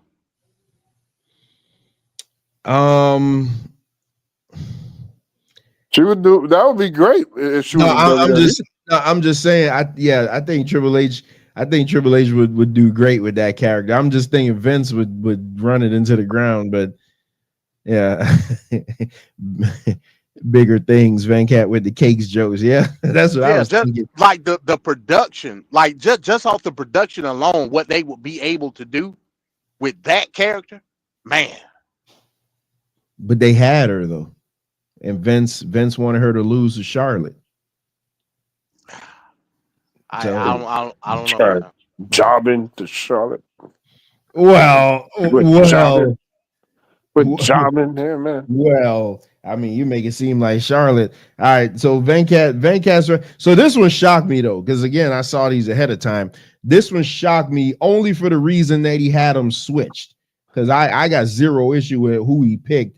But Venkat's Women Wrestler of the Year is none other than Liv Morgan. Damn right. My God, 100% deserved. You can't deny it. It was her year. As great as Toni Storm is, friggin' Liv had a hell of a year. The best year. She was the best woman all year long for most of the year. Outside of some stuff Nia Jax did, overall, she's the best. And she literally became the best as she won that other title in Saudi Arabia as well. She has all these accolades, man. It's just great. Can't say enough about it. Yeah, she's my most improved, like from year to year, just unmatched. Her yes, that's all you got on Liv? Yeah. All right, let's get to my honorable mention. I mean, we've been extolling her virtue, so I'm gonna do it again. Miss Annihilate her herself, Nia Jax. Again, I had the privilege of seeing her in person a few weeks ago. She is the real deal. She had a street fight with Mi Chen. It was great. It was great. It was freaking great, man. Nia Jax, since being fired and coming back, totally new person. And what I love about this iteration of Nia Jax, and I said it on all the shows, she is wrecking bitches. When she hits that annihilate her, she hits that annihilate her. That match that she had with Naomi on SmackDown last week was incredible. I had to go back and watch it twice. I literally woke up the next morning to go watch that match again. And you guys know how critical I am of Naomi, and Nia Jax isn't the most fluid in the ring, but those two work together so great. Nia Jax, since she's come back. I figured that she would have been the one to slay Rhea, but in this company, Rhea can't lose. So, it is what it is. I want to see a proper feud with Nia and Jade, but I'm afraid of that they're going to hurt each other. But I still want to see it. It's one of them things like you have to see it. But Nia Jax, man, since coming back has legit just been the best, man. One of the best parts of TV for me. Just, and the thing I like about her character this time around, her first time when she won the titles, she'd cry and be like, oh my God, this is the best thing ever. She'd break character. Now it's literally just like, yeah, I'm supposed to do this. Like, I'm bigger than you. I'm better than you. I'm stronger than you. I'm supposed to beat you up. Like, just, oh my goodness, man. Character development means so much, man. Nia Jax got my honorable mention, but for me, it could only be one. And again, I'm going completely outside of the box because nobody else would give her flowers, so I'm going to do it. My female wrestler of the year is none other than Roxanne Perez, Miss NXT. And after that match last night with Julia, I wish that match happened in 2024 so I could add it to this list of accolades because they beat the shit out of each other. They had a fantastic match. Roxanne Perez, another one, just like Fraxium, defends her belt on every show, defends her belt. She doesn't do repeat opponents. Every month, she's giving a new girl a shot at the title, whether it's Jada Parker, whether it's Lola Vice. She beat Julia on her debut. She's gonna get Stephanie Vacour. Like, she's literally getting everybody. She beat Jordan Grace. Like, yeah, this girl. When you line up title defenses, who they beat versus anybody else, this woman stands far and above everybody because she legit beat everybody. Because everybody will say, "Oh, Jordan Grace is one of the best in wrestling." Well, guess what? Roxanne Perez beat her. Everybody says Julia. Well, Julia was the number one wrestler on the PWI. Guess what? Roxanne Perez beat her. Like, that's what I'm saying. Roxanne Perez is the real deal, the prodigy.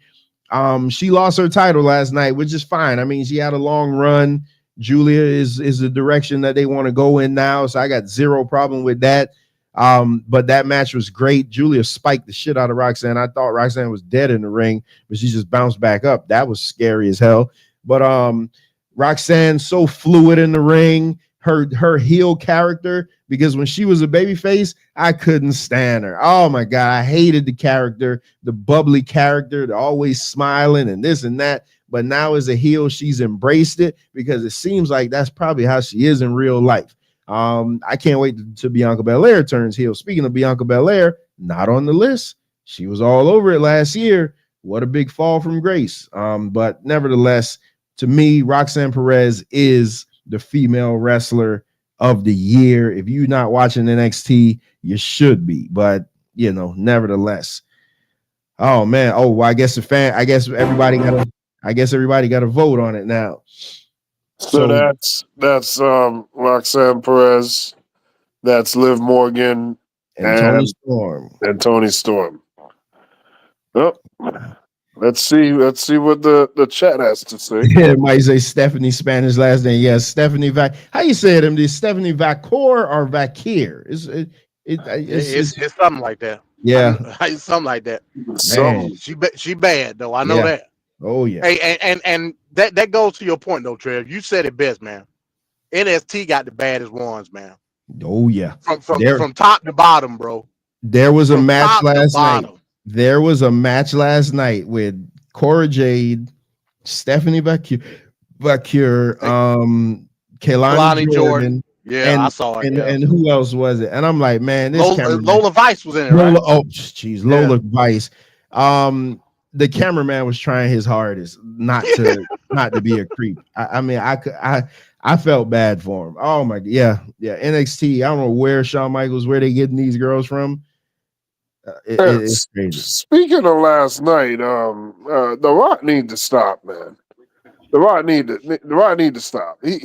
What the hell, man? The Rock need to get the hell off TV if he gonna stand up there for 20 minutes at a time saying nothing. He literally admitted, I don't know what to say, and he took all that time for nothing. And then he did it on Raw as well, 2 days in a row. Like, The Rock need to stop. The Rock need to stop, man. Did you see the uncensored version of that video? Uncensored? Yeah, I put the uncensored version. I think that's the same video. It's like 12 minutes, right? Well, yeah, there's there's an 8-minute, and so I put the 8-minute one in there. But okay, that's why I say, I'll save my thoughts on him. But what he said at the end kind of got me, got me thinking. So I had to see how it plays out. But so Bones says he votes Tony Storms. I guess, man. Oh God, Tony! Oh frick, he did Tony. Okay, I mean, I can't blame him, but I think it's an injustice for Liv, but whatever. Yeah, but even for Liv to be in Liv was nowhere near. Liv couldn't smell this list last year. Yeah, I agree. Man, so we got one final category. Oh boy, here we go. I think Liv had the most compelling work of the year. Her work was more compelling overall. I think. Mike says somebody needs to send them. Oh, you never saw Tony? Oh, wow. So Tony Storm I think Tony Storm is great in the ring, but to me, it's her character. Like her character to me is what is what put that over, because now MD's so apparent. So wait a minute, MD, you said they're running the amnesia angle. Yeah. So she's back doing the rock star gimmick. Oh boy. And like she's like they're doing like intro packages on her, and she's like coming to the ring and introducing herself to the announce team, and hi, I'm Tony Storm, and I don't know what's going on. I don't know. What would have made her lose her mind? Just if it makes sense, losing the title, I guess. So I don't know. Maybe, I don't know. So no hit to the head or nothing like that. No, she. Last I knew, she lost the title to Mariah May, which is another, like, Mariah May is phenomenal too. How she looks, you wouldn't think that she could wrestle the way that she does based on how she looks. See, and I don't think she's that good, but I know you say that. Come on, bro. Mariah May is phenomenal, bro. I know you say that a lot though about her. Mariah May is like, hey, she cut her teeth in Japan just like the rest. Bro, she's phenomenal. She can wrestle. She can go. Okay, so she's from. Oh, I thought she was just like some regular girl they picked up off the street. She was in Stardom. She was in Stardom. Oh, okay. Well, there you go. Yeah, Mariah May can go. Okay, so she was over there with them broads beating the hell out of each other. So she comes from the Julia and the Stephanie and all those girls. Yeah. Oh, okay. Yeah, Mina Shakawa was her mentor over there. Okay. That's why they played the thing with them, even though I think they broke up. You know what I'm saying? So but yeah, she can go, man. She can go. Bo says he hates the Tony Storm angle. It's weird. The hit to the pockets after losing the belt. Boza, remember she got busted up bad against Mariah. She maybe got a concussion, so that's probably the angle that they're running. Yeah, to me, Mariah May. To me, I think is with her is because she reminds me so much of like Scarlett Bordeaux. So I probably can't see. I probably can't see past that. That's how I thought. Yeah, she doesn't look like another blonde. Yeah, like an airhead, but she can go. That's probably why. All right, so let's get to the last and final category for the night, so we can get out of here. Male wrestler of the year.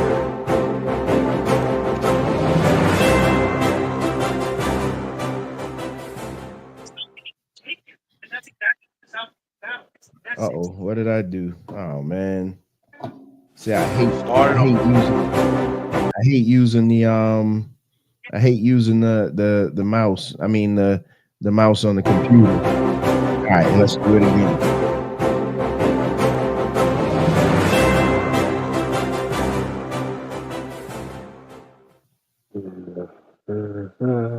And MD's honorable mention goes to Cody Raheem Rhodes. What you got? Why? Because for having a lackluster run? Man, let the man cook, man. You always want to interrupt the man. Let the man cook. Cody's from WrestleMania 39 to 40 was the top storyline in WWE. He made it work. It culminated WrestleMania 40. And he's the top guy. That's just what it is. Like Vancat, I don't understand what the issue is. If we're talking about the business of pro wrestling, this is your guy. You're putting him in the spot. You're giving him the angle. You're giving him the promo. Why wouldn't he be rest of the year? That's my question to you. I mean, okay, so rest of the year, all year long, he hasn't been in mediocre match after mediocre match, mediocre angle after mediocre angle. None of his stuff is memorable or stand out.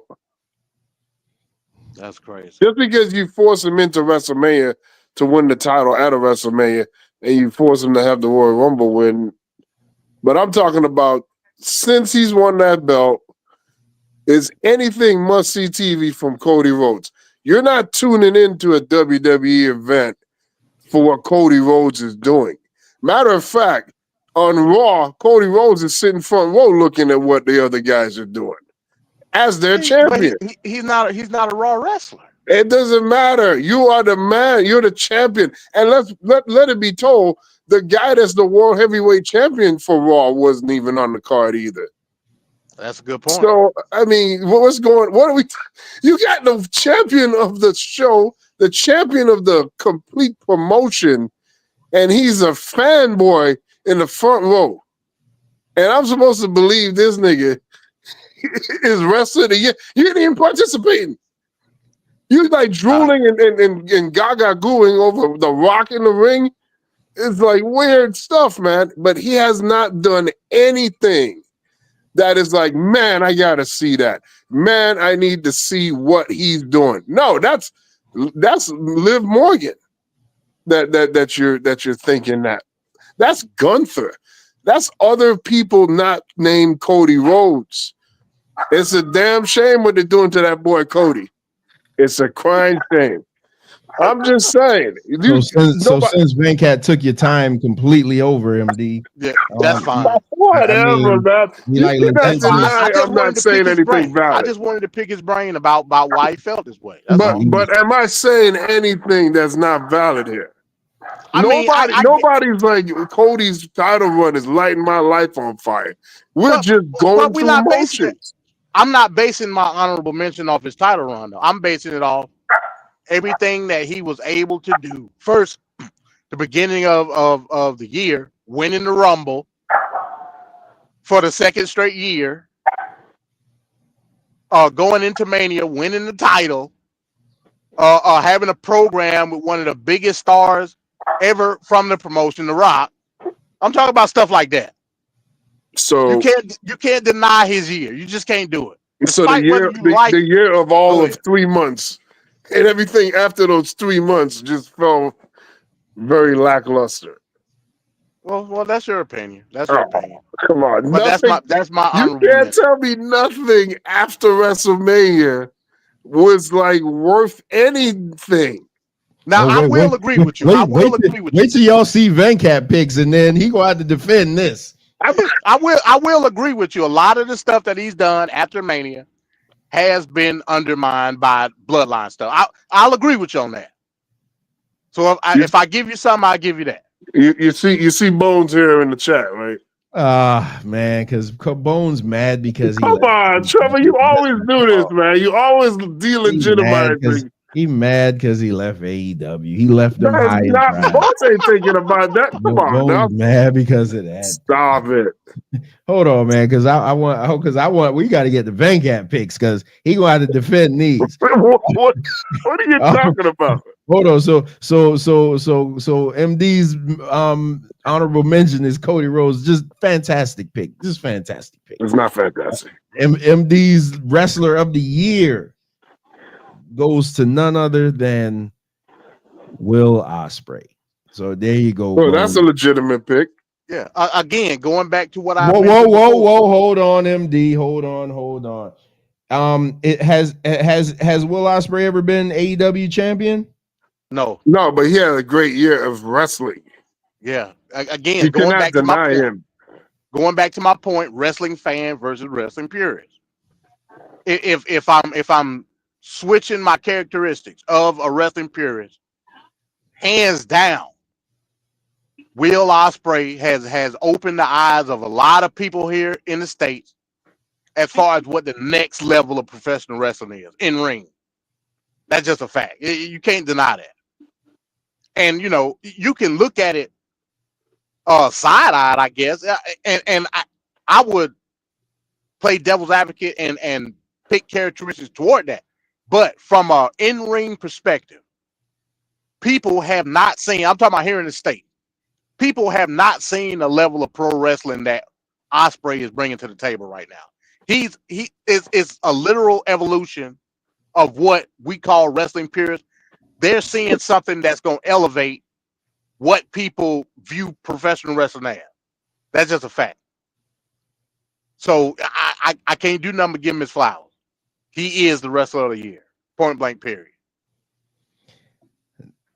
Now, well, when I get to my pick, I'm because me and Bones had this argument. See, that's why Bones he coming in this way, because me and him had this argument about this very person here. So I'll expound on it when my pick comes. Well, think of it this way, real quick, Trail, and then you can move on.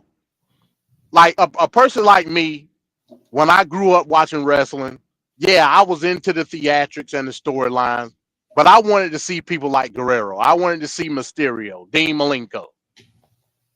People like that.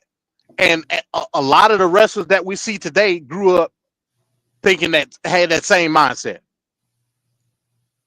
The next evolution of what professional wrestlers in the future are going to standard themselves by is Will Ospreay.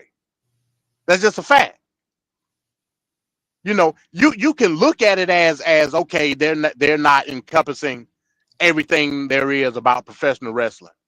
A lot of people argue that with some wrestlers today. In retrospect, talking about the vanilla midget and blah blah blah, this and that. But they were purists of the sport of professional wrestling. The next generation, when they look back and say, "This is who I want to model myself as," is going to be Will Ospreay. You can disagree with it. That's fine. But I'm looking at it from a wrestling purist perspective. I'm going. I mean, you present a fantastic argument, but I'm about to come back on you. So that's Oh my goodness. So everybody that's watching, it's Venkat's turn. So we're gonna there go Trevor being smug. Go ahead. We're going to get the Venkat's honorable mention. So Venkat, we just heard Venkat destroy the WWE champion. So we get it. We get it because we know we don't like him. Venkat's honorable mention for male wrestler of the year is none other than main event Jey Uso. Damn right. Why would it not be? Look what he's done all year long. I mean, from being a lackey of Roman to coming out, stepping out on his own, and being one of the highest merch sellers, if not the highest merch seller, to the crowd participation and interaction that he gets, the energy from the crowd. He just beat Drew the other night You know, he won the Intercontinental title. That's why I put him as my honorable mention, because I think you can't deny his growth, and he's had it going all year long. So yeah, that's a lot better than. Again, this is wrestling is a world that's predetermined, and you can just stick titles onto people, whether it be a Royal Rumble, whether it be a championship belt. But what you can't stick on people is the fans and the crowd saying, yes, we want more of this dude. Jey Uso don't have that problem.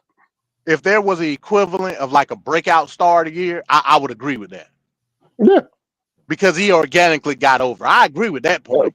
You can't refuse, especially from where he was in the bloodline. And even going back before the bloodline, as Trevor always tells us how lowly the Usos were when they start out. So now this guy is like, at this point, man, come on, man. You can't. I had to give him an honorable mention to highlight how great that is.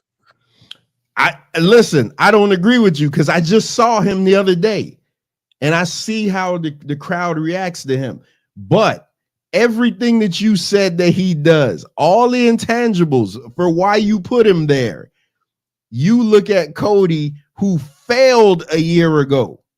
You look at Cody, you said that the crowd reaction, I was just there. When they do that, whoa, that is not fake.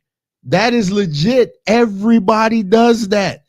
So it's just weird that you literally just named out the exact same intangibles. Oh, and by the way, Jey Uso's win-loss record is more losses than wins, just so you know that on TV. He has taken a lot of pins this year. So just so you know that. As far as character, fantastic. I just recently mentioned this. Hell, I mentioned this Monday. He needs a total move set change, because he's literally an entrance. He's who do I say is just an entrance? Some woman, I think it is, but he's literally an entrance. But when you get into the ring, it's just standard 101, like super kick, punch, kick, super kick, punch, kick.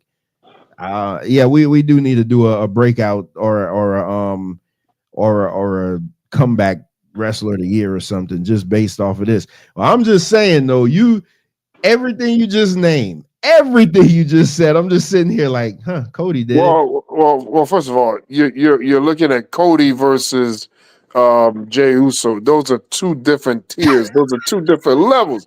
Of course it is. That's what we're talking about. No. Cody Rhodes is supposed to be there already and should already be in a high standard when it comes to his matches, his angles and feuds.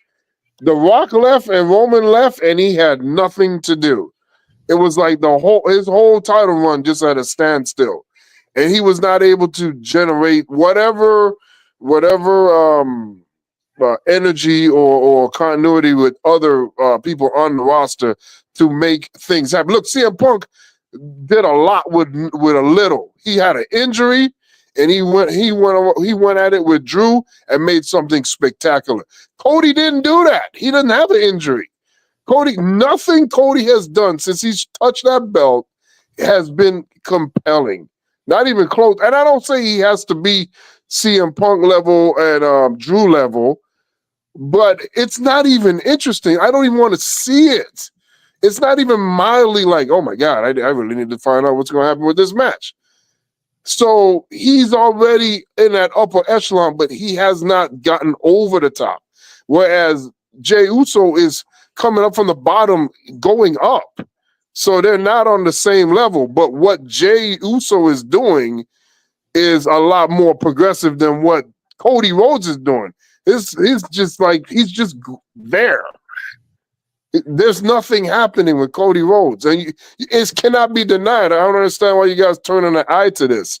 This title run is not lighting the world on fire. So I don't know. So how do you rationalize? Let's just say a mid-carder winning Wrestler of the Year. What don't you need to be at that level in order to be? No. I mean, didn't last year they had Orange Cassidy? to be than he almost was. And that's why we stopped doing it like that for that same reason. You can just but I'm not mid-carder. But I wasn't mad at Orange Cassidy being there. I was mad he would win it. I wasn't mad that he was, because he should have been there. He did all the things. He had the great matches. He had the interesting personality and all that stuff that you need to have the attention to become a nominee. But I didn't feel like he should win it, but he should be included. This is the same thing with Jey Uso. Mind you, that came from the person that now don't even want to acknowledge AEW and Mike. Yeah, that's crazy. Well, hey, you know what's funny though? You know what's real funny. And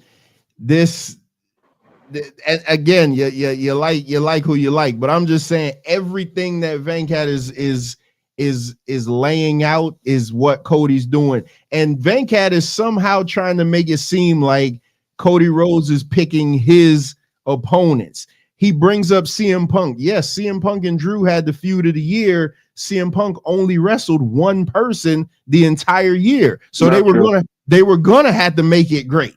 Not true. Cody has basically ran through the entire rock. And then here's the other thing that you do that just so infuriating. So you'll say how boring Roman Reigns' title run was. You'll say Roman Reigns don't have a good match. Roman Reigns ran through the entire roster, but Roman Reigns somehow should have kept the belt for another year. Yes.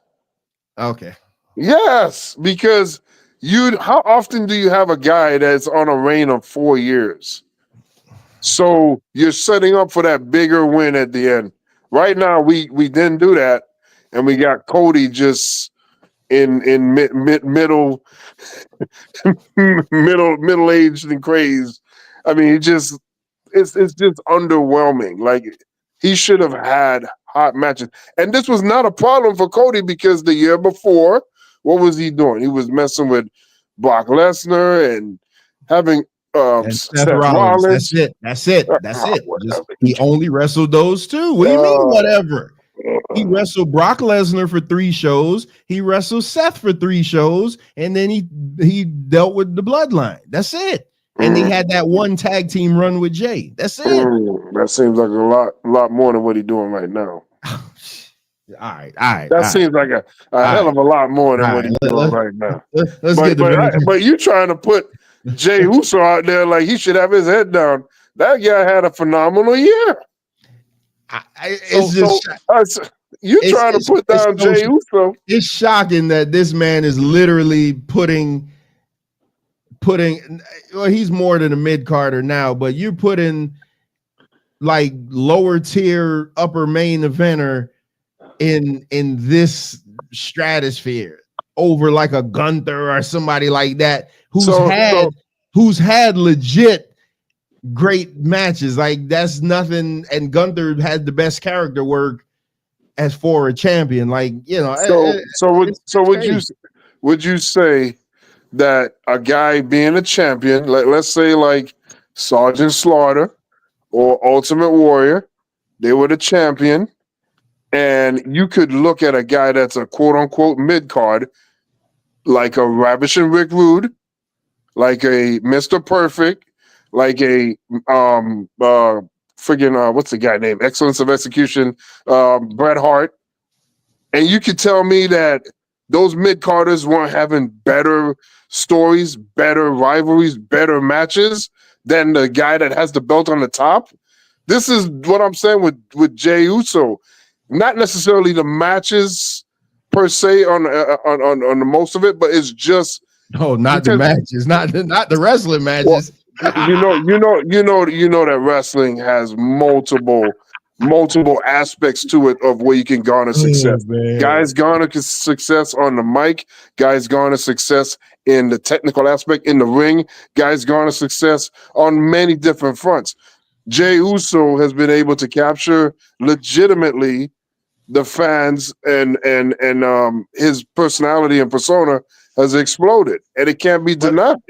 But it's what he do after that. Like Trevor just said it. What happens when the bell rings, Venkat? Yeah. Hell, what happens when he gets on the mic? He's terrible. He's not good on the mic. Have you heard the promo from Jey Uso? This is a Jey Uso promo. Main event, Jey Uso is in your city. Yeet. That's his promo. Last thing I'll say, we'll revisit this after, and I guess we're doing a Royal Rumble review. Yeah, we're going to do the Royal Rumble after the ladder match with him and Kevin Owens. Revisit. I think it's pretty bad that you guys, to bring up Cody, you guys got to tear down Jey. But that's what you're doing. That's pretty sad. I'm not. I'm saying Cody. Everybody that you guys have picked. Well, I didn't tear one person. That is you. That, oh man, MD, you picked Cody. Well, Cody's terrible. This and that. I ain't say all that. I ain't say all that. I'm saying that Cody is underperforming. We've said this before. Rhea Ripley was underperforming as champion at one point. So this is nothing new. For some reason, you can't say nothing about Cody. Oh, what you a crybaby? You're a Cody crybaby? Well, I mean, I did just do a short that have over 2,000 views on it saying Cody Rhodes needs to turn heel. I mean, I did do that. I did do that. Yeah. I'm just saying, you guys are tripping. Hey, listen, I think you need to be in the building when Cody comes out, so you. I'm not saying he doesn't get the reaction. That's not that is not like you guys jump away from the actual issue, and the actual issue is, as a champion, he has not produced any matches or angles that have been interesting or that you want to see. And nobody is trying to watch any of these pay-per-views or PLEs or whatever he's on for him. It's other people you're watching it for. You're watching it for CM Punk. You're watching it for Roman Reigns. You're watching it for The Rock, so on and so forth. You're not watching these things for Cody Rhodes. It's an inconvenient truth. But if we could just get our butts unclenched for a second and just recognize and acknowledge that it's a problem. And this guy didn't make it any better being in the front row, being a cheerleader to The Rock. That's all I'm saying. And I'm not saying anything that's left. I'm not saying anything that's biased. I'm saying reality. And the reality situation is he's underperforming as a champion. You know why I always say you so disingenuous, man? Oh, Lord.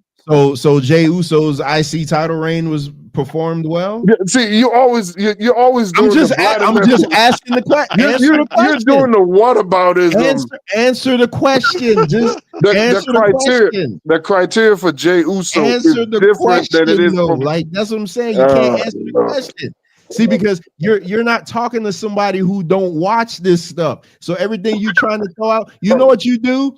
You like Kev. And I said this to Kev the other day. I bet when you think of this stuff in your mind, you're probably like, boy, I'm about to drop a bomb on them. And then when it come out, you'd be like, man, that ain't making no damn sense. Only in the fact, Jey Uso, I've said it a million times, he's the most over guy in the company for crowd reaction. But then the bell got a ring. We just literally gave his match the worst of the damn year.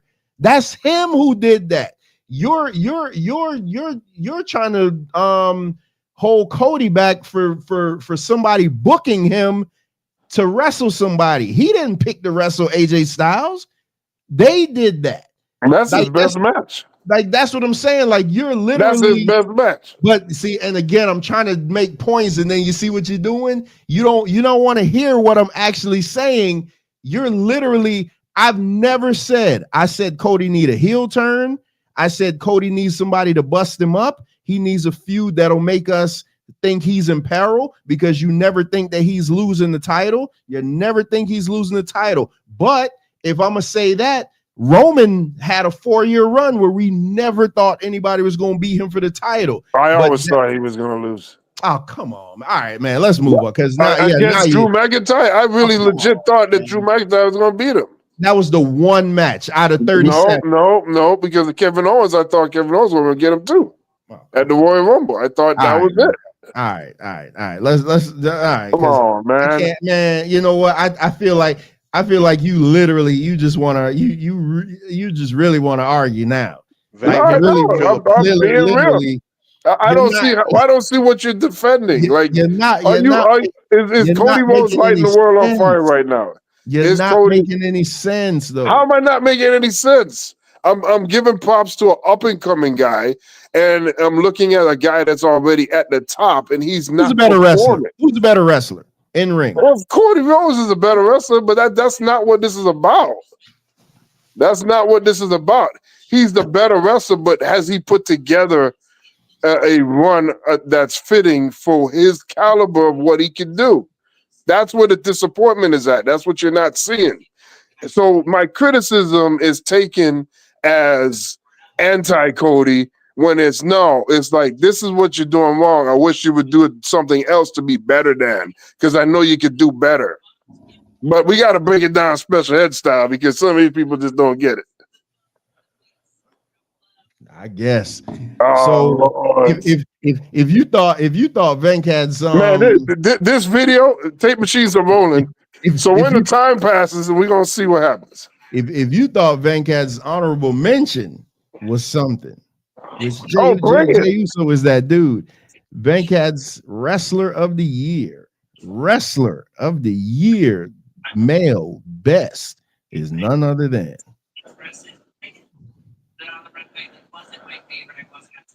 That's right. The best champion we had all year. That's the best champion we had all year. Oh, what the hell happened? I hate using this damn oh my god, I hate using this. Oh man. I gotta get up and get me a battery, man, for my mouse. I hate using this. This touchpad. All right, Venkat. El Campeon. Go ahead and let us know about your pick. Yeah, exactly. There's another guy. That's a guy coming up from the bottom. I love that. I like seeing those guys come up. And Damian Priest. Nobody could say that Damian Priest, his matches when he had that championship, when he got the championship, and when he was a part of Judgment Day as a tag team, he had all these great matches, and he also had angles that you were interested in watching. Cody Rhodes didn't have that. And Gunther, he was, he's still kind of new in my mind as the World Heavyweight Champion. It hasn't really hit like Gunther should hit, but he's been the best champion. Damian Priest has been the best champion. And when he won the title, I was like, oh, man, this guy's weak. And over the course of watching his matches and him defending the title, he's proved me wrong. And I'm like, no, Damian Priest is legit. So I'm recognizing what he did. And I think he was the best champion all year that we had. In WWE, he was the best champion. His matches delivered. His matches were interesting. And I look forward to seeing when he wrestled. Unlike Cody Rhodes, and at some occasions, unlike Gunther. So, yeah, go ahead. Go ahead. Do what you do. I got nothing.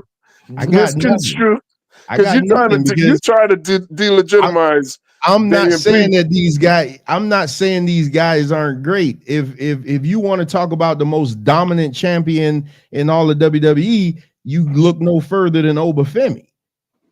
But I understand mid-card champion versus the main champion, and I'm looking at win-loss record. I asked you how many matches Jey Uso won, and I told you he lost more than he won. You say you ain't care. It didn't matter. Well, how you the wrestler of the year? This is wrestling. Come on, man. This is wrestling. It's about, can you draw the audience intrigue? Can you make people buy into you and your matches? That's what it's about. Cody Rhodes has not done that, not one iota. That's all I'm saying. Damian Priest had a 4-month reign. Yeah, from WrestleMania to SummerSlam, 4-month reign.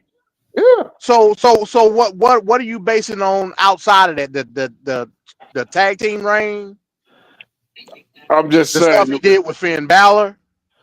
And don't forget 2 of his championships he had outside interference to help him. That don't mean nothing. Oh, okay. Cody Rhodes had outside interference to help him. Multiple outside interference. That don't mean nothing. That was to win the title against Roman, and that's the type of match it was. Yeah. Do you see how he loved to move the goal? How am I moving the goalpost? He had outside interference on that one match. Oh, come on. That was the basis of the match. Oh, Come on, stop. man, what Come you on. doing? No. I'm Come sticking on, with my. man. I'm sticking with my pick. This guy, his title run was the best outside of Liv Morgan, obviously. Outside of Liv Morgan, this was the best title run that we had seen all year long. So I am going to reward that by giving him the rest of the year. It's only right. I know you guys like your little presumed best guys, but I don't care about that crap. Did you do the work? Then you get the credit, and he should get the credit. His title run was more dominant than Seth No, Rollins. it's not about dominance. It's not about dominance. It's about success. It was successful, meaning the matches weren't boring. The matches felt like it was going through the motions. I was invested. Every time he was on there, I was invested. Even after he lost the title, he's had some pretty good matches.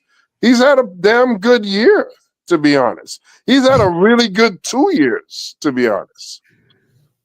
That match he had with Finn Balor was garbage. Now the triple threat match at Saturday Night Main Event was awesome. That was fire. Yep. But yeah, that Finn Balor match was terrible. Well, that's on Finn Balor because oh wow, Damian Priest has been delivering the whole time. Goodness, bro. I hope y'all getting this comedy, man. Mike, you're right, man. Yeah, you did. Yeah, I know how to deal with.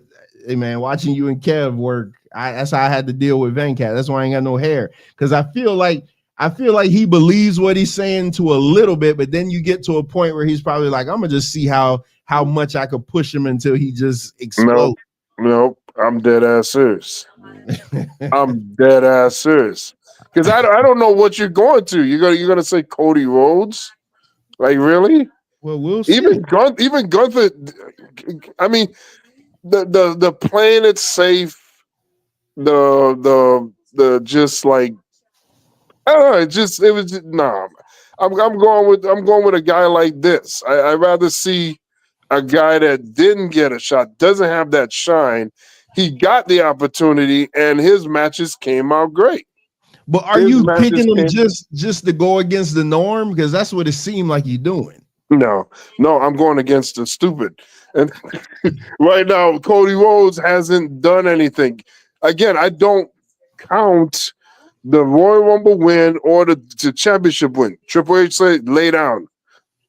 I don't care about that. What happened as you were champion? Like, did you have a altercation or an angle or a segment or some kind of vignette or something that got heat or got a lot of attention? You know, friggin' Jake the Snake biting Macho Man with the snake, ravishing Rick Rude getting his tights. Did you do something that was memorable? Were you a part of something that mattered? Because Cody Rhodes was not doing any of that. And until you guys reckon with that, I'm sorry, you can't ignore what this guy did. When Cody Rhodes was half-assing and making a full ass out of himself, friggin' Damian Priest was doing what he was doing. I don't know what's so funny. Oh my goodness! I don't know what's so funny, but I'll take a Damian Priest match. I vividly remember those PLE those PLEs that we had to watch. I vividly remember them, and Damian Priest matches well surpass Cody Rhodes matches. So to sit there and watch Cody Rhodes go up against Solo. The matches with Kevin Owens, that you think I want to see that? I don't want to see that crap.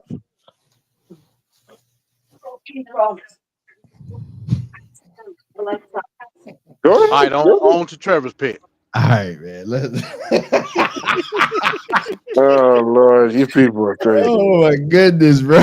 All right, so Damian Priest is Vancast Wrestler of the Year.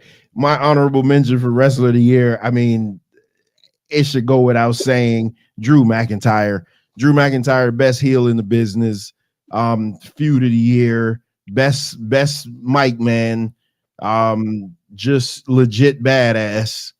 Won the title at WrestleMania, even though he lost it. Just had the feud to Damian. Okay.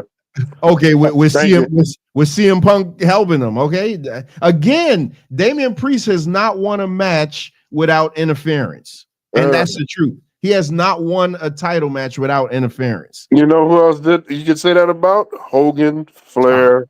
Man, you 72 Dolphin in me right now. I don't care about that. I'm talking about right now. Oh my God.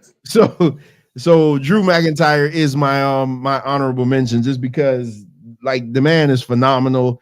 Even and again, I can't wait for this 2-man power trip that's about to happen. They may add a third man in there, but I'm thinking about 2. But just absolute badass. And the thing about Drew McIntyre that is so great, all his stuff looks like it hurts. Like it looks like he's really laying this shit in, even though he may not be. He does look like he's laying it in. He always makes it look believable when he's beating you up and he's throwing Jey Uso all over the arena, beating up Jey Uso, beating up Sami Zayn, beating up Jimmy Uso, all at the same time. It just looks he looks like a believable monster, man. So it's also believable when Jey Uso is pinning him one time. And he had to do it with a crucifix. But that's 2025. You can't even count that. That happened this year. Okay.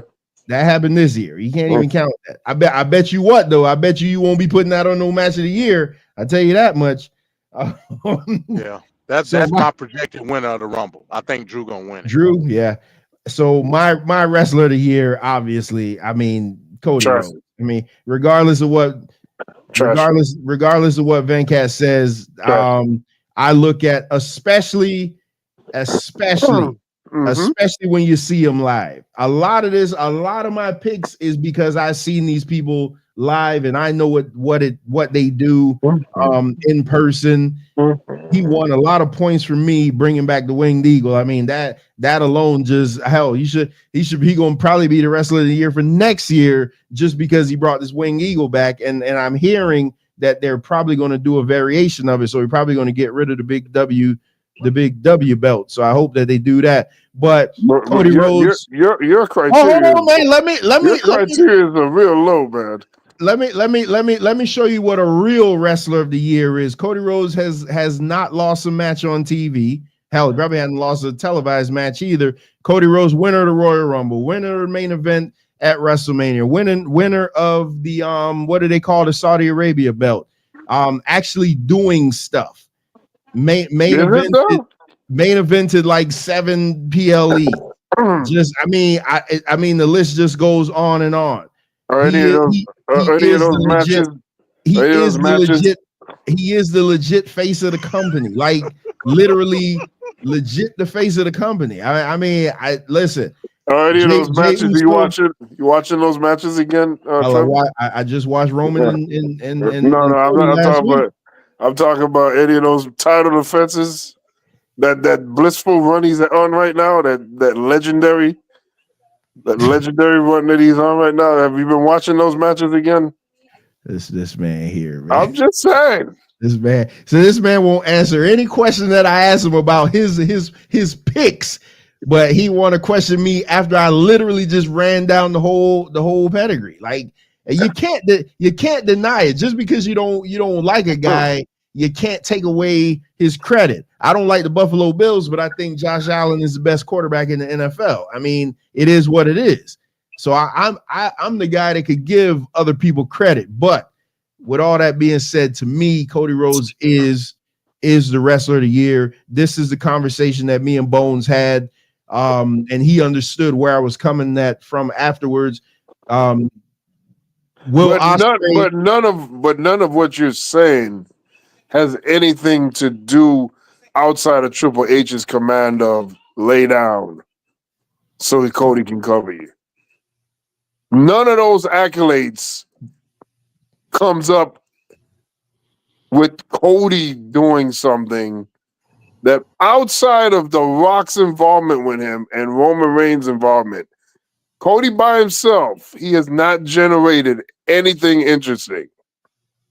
All these Again, we're gonna accolades. revisit this after the Rumble. We're gonna revisit this. I'm just I can't. I'm just saying you always probably freeze up like, when I say that.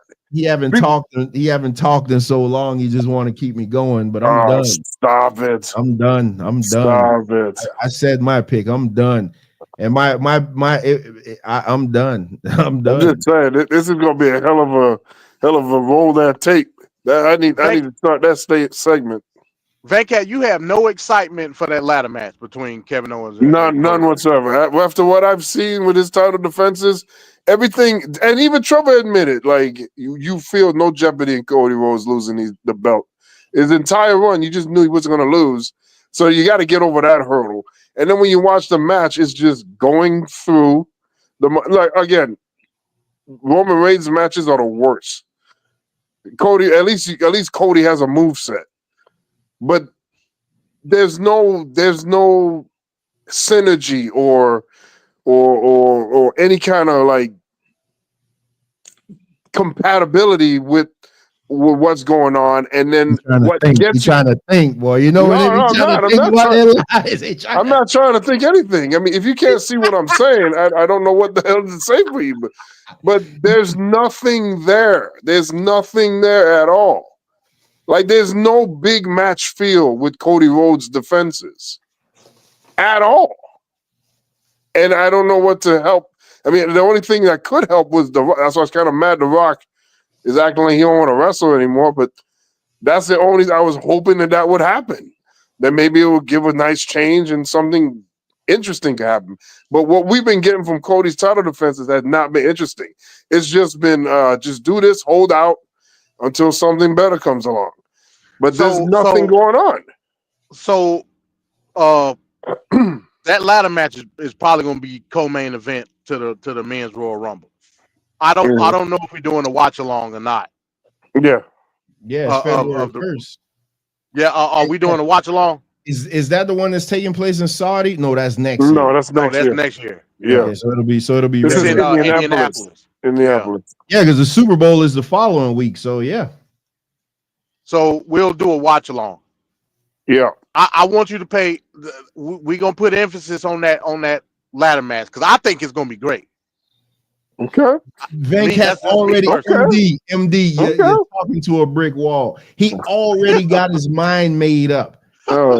Trevor is blatant with his hate. Okay. I'm gonna tell you exactly how Venkat is, and I don't expect this to happen. But say this presidency like just goes great, everybody gets raises, and the economy turns around, and this and that. That tape fist politics on election night, Venkat will still come on and say that Trump did nothing good. Oh Lord. And that's how he feels about Cody. Now tell me that I'm lying. You're lying. Oh, okay. And I'll tell you specifically why you're lying.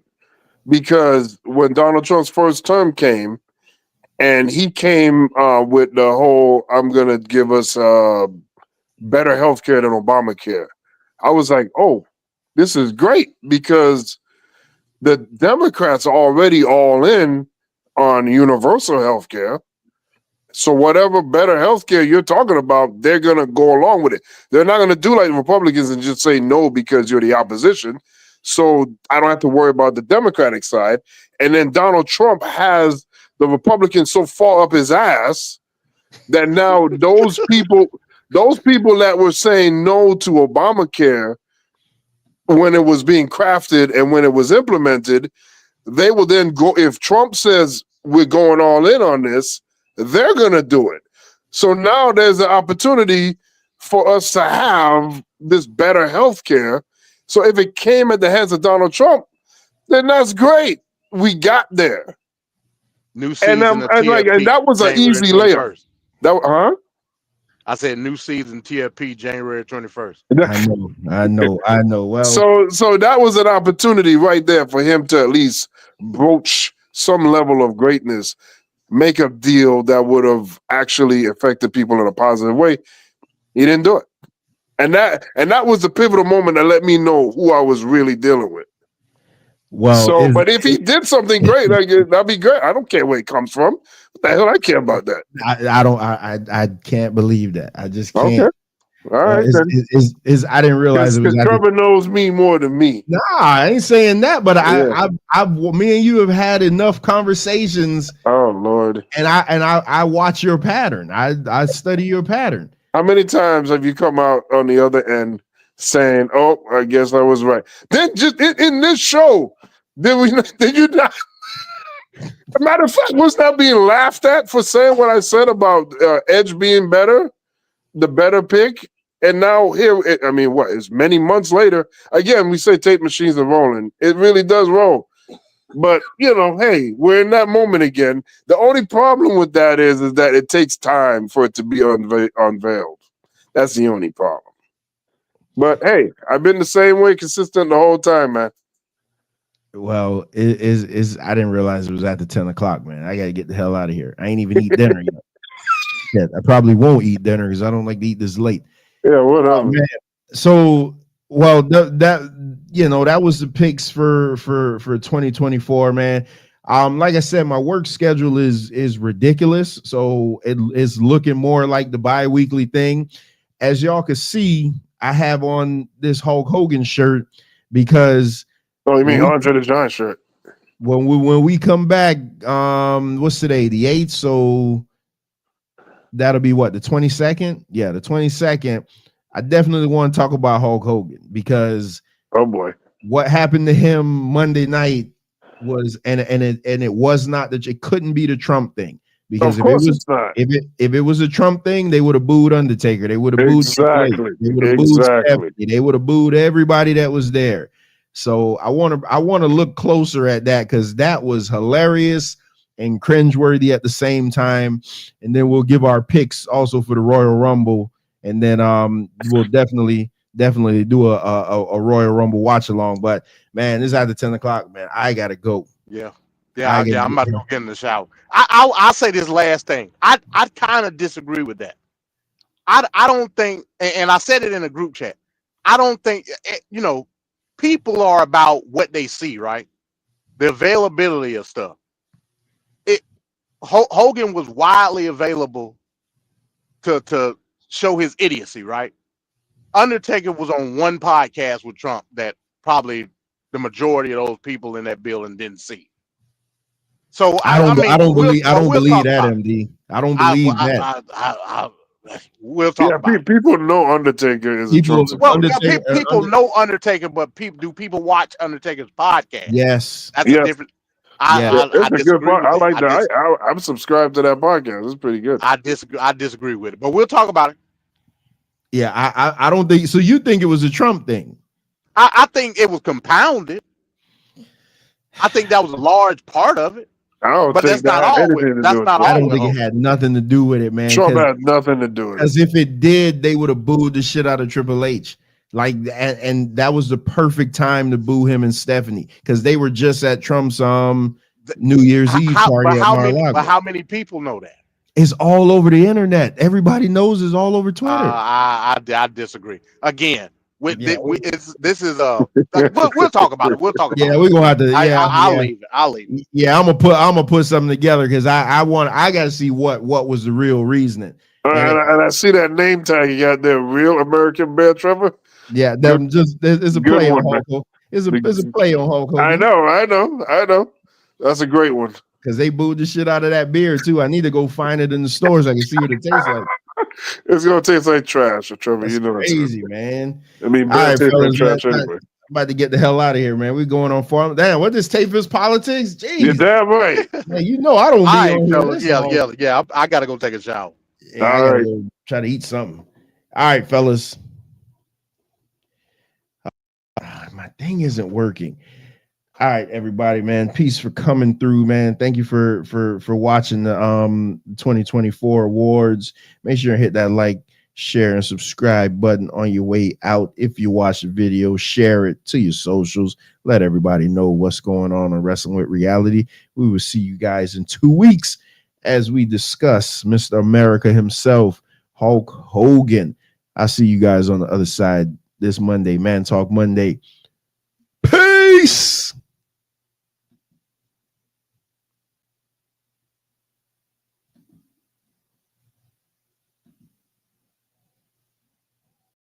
take a walk through my heart, a stroll through my soul. Been smart from the start, wasn't taught, wasn't told. You could climb through my mind, or fly through my eye. And in time you will find what I rhyme is not a lie. Come take a walk through my heart, a stroll through my soul. Been smart from the start, wasn't taught, wasn't told. You could climb through my mind, or fly through my eye. And in time you will find